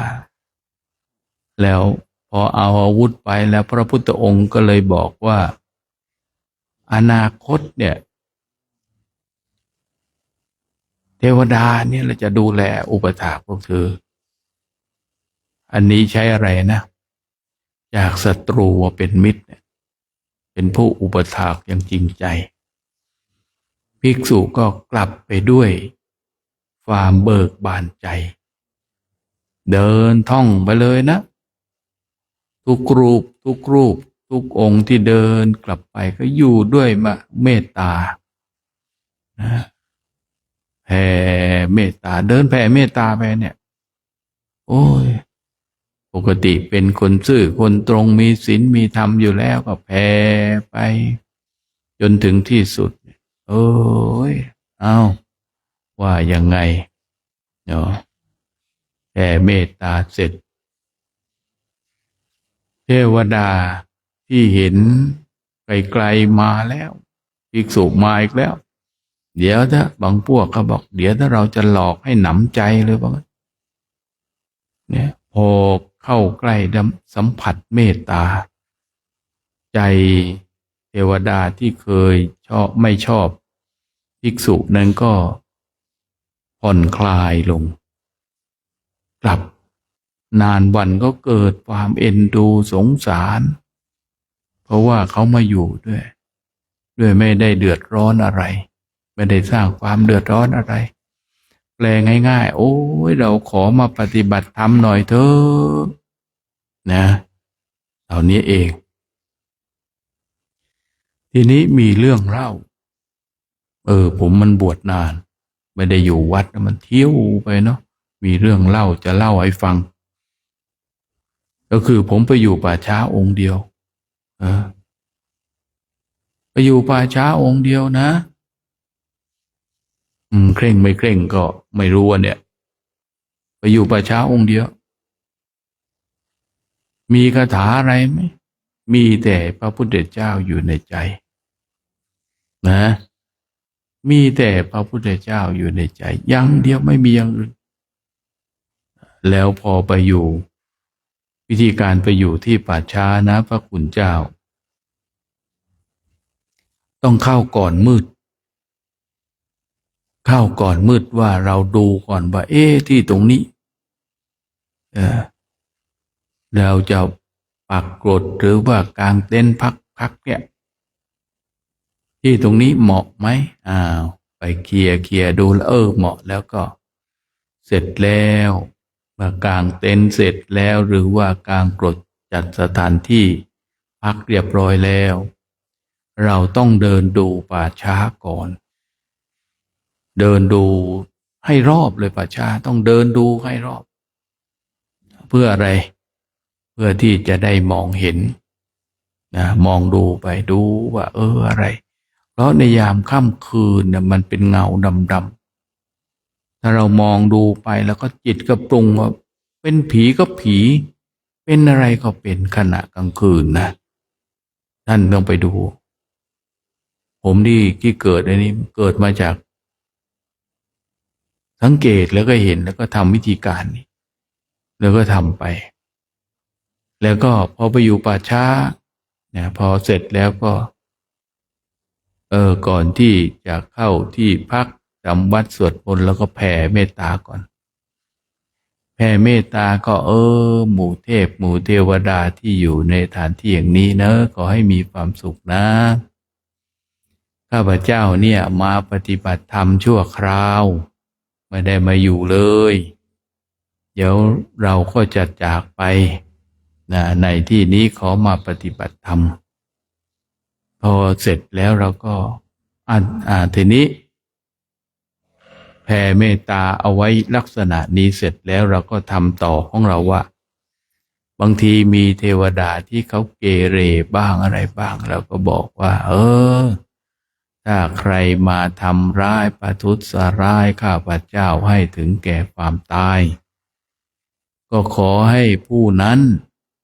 จงมาเป็นทาสรับใช้ข้าพเจ้าตลอดไปจนกว่าข้าพเจ้าจะได้ถึงพระนิพพานเนี่ยมันฆ่าเราตายชาตินี้ไม่เป็นไรแต่ขออีกชาติต่อไปถ้าไม่ถึงพระนิพพานเนี่ย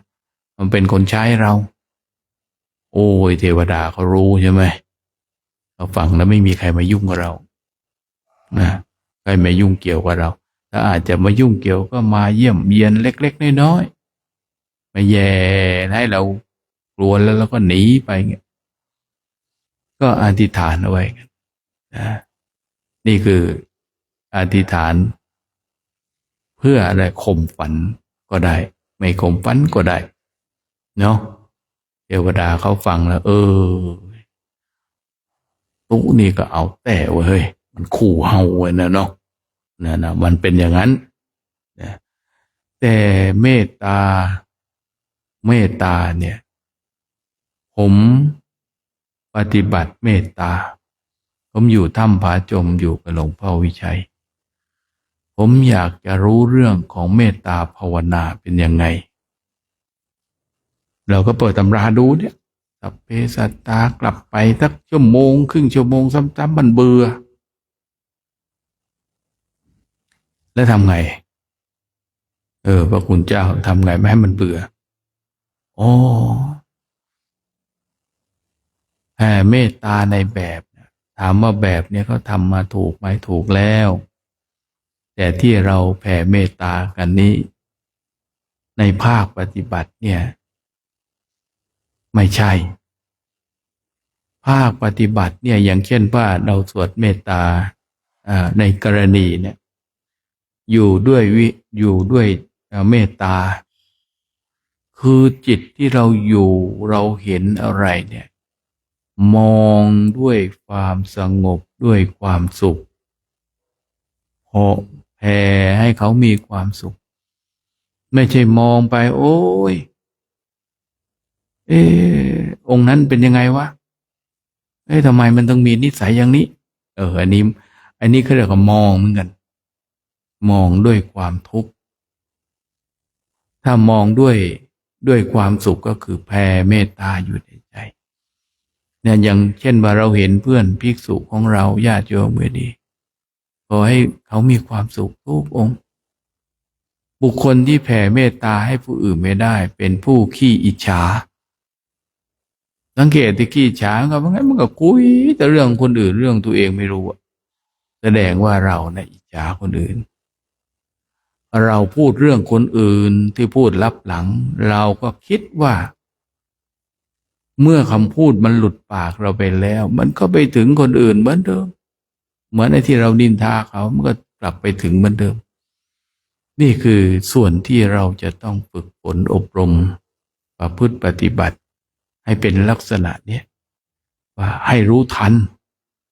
อย่าไปอย่าไปพูดด้วยเมตตาพูดก็พูดกันด้วยเมตตาด้วยความเกื้อกูลด้วยความรักด้วยความเคารพซึ่งกันและกันอันนี้แหละท่านเรียกว่าอยู่ด้วยเมตตาอยู่ด้วยเมตตาบุคคลที่อยู่ด้วยเมตตาบุคคลนั้นมีความสุขไม่อิจฉาใครเนี่ยมีความสุขร่ำรวยความสุขเพราะใจคนมันไม่อิจฉานะมันสบายแต่อิจฉากลัวเขาจะดีจะเด่นฝ่าแล้วมันก็ทุกข์อยู่กันธรรมะในเบื้องต้นอย่างเงี้ยถ้าเรามีจิตไม่ค่อยชอบใจก็เราก็มีสติแผ่เมตตาให้ตัวเองก่อนพอเสร็จแล้วเราก็แผ่เมตตาให้คนที่เราไม่ชอบ หรือให้เอาว่ากับตนเอง ใส่ชื่อไปอย่าไปโกรธเขาทำไมเขาทำไอ้นั่นไม่ดีก็ ตอนนี้เราเตือนเขาไม่ได้เขาทำกรรมไม่ดีก็เรื่องของเขาเราจะไปสร้างกรรมกับเขาทำไมแต่เนี้ยเราหยุดแค่นี้ปุ๊บก็เรียกว่าหยุดจิตปรุงมองในอีกแง่มุมในที่ดีเนาะแล้ววันนี้ก็อนุโมทนานะอนุโมทนากับญาติโยมที่ได้ถวายวัคซีนและได้ให้กับพระคุณเจ้าแล้วก็อนุโมทนาบุญกุศลน้ำปานะในวันนี้ได้ยินข่าวว่าเป็น2 อย่างก็อนุโมทนาให้เจ้าภาพน้ำปานะในค่ำคืนนี้พร้อมทั้งที่ได้ร่วมบุญเป็นร่วมบุญยกพระไว้บนดอกบัวบนหลังคาโบสถ์ก็คือมีนายนินนาคน้อยเนี่ยก็นางนงรักนาคน้อยแล้วก็ยายระทุมหรือเปล่าพุ่มคล้ายแล้วก็นางเนื้อนุชสุขนครที่ร่วมบุญในค่ำคืนวันนี้พรุ่งนี้เราจะได้ยกพระเอาไว้ขึ้นประดิษฐานไว้ภายในดอกบัวของพระอุโบสถวัดดอยเพื่อให้เป็นสิริเป็นมงคลเพื่อให้คุ้มครองปกป้องรักษาแล้วก็ด้วยอำนาจที่ท่านทั้งหลายได้ร่วมกันทำด้วยดีแล้วก็จงเป็นไปเพื่อประโยชน์และความสุขจนถึงที่สุดแล้วให้ได้เข้าถึงฝั่งของพระนิพพานด้วยเถิ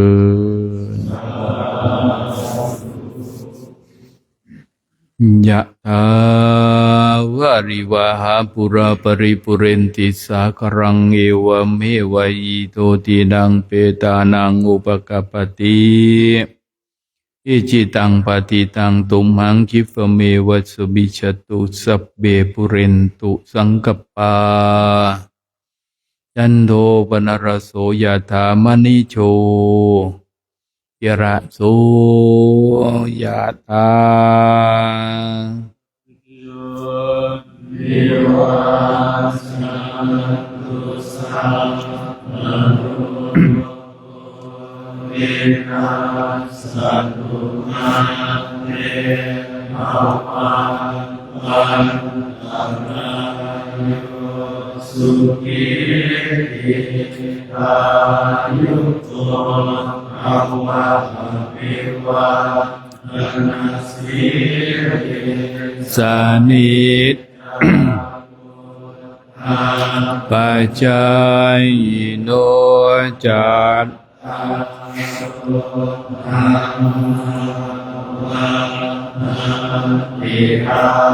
ยุวันโน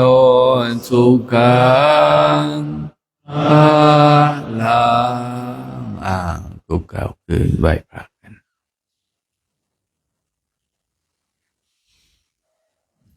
อะระหังสัมมาสัมพุทโธภะคะวะพุทธังภะคะวันอะภิวาเทมิตัวคาตัวภะคะวะตาธัมโมธัมมังนัมมัสสามิสุปฏิปันโนภะคะวะสาวกสังโฆสังฆังนามามิมาตาปิตุปุอาหังวันตังครู ชาอา ทิลาพุนังพระนัมวัน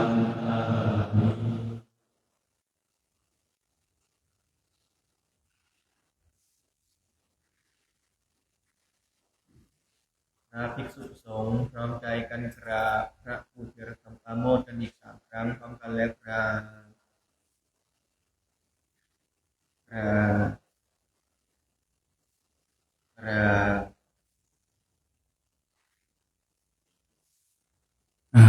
ญาติโยมกับพระพร้อมกันครั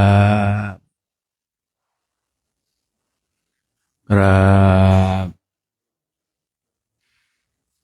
ครับสาธุสาธุพรุ่งนี้เช้าก็ไปทำวัดเช้ากันที่โน่นเนาะตอนเช้าฉันอะไรลองท้องกันก่อนแล้วก็มาร่วมพิธีกรรมกันที่นี่นะร่วมพิธีกรรมที่โบสถ์เนี่ยนะเติมพลังกันก่อนก็แล้วกันเนาะเติมพลังให้นั่น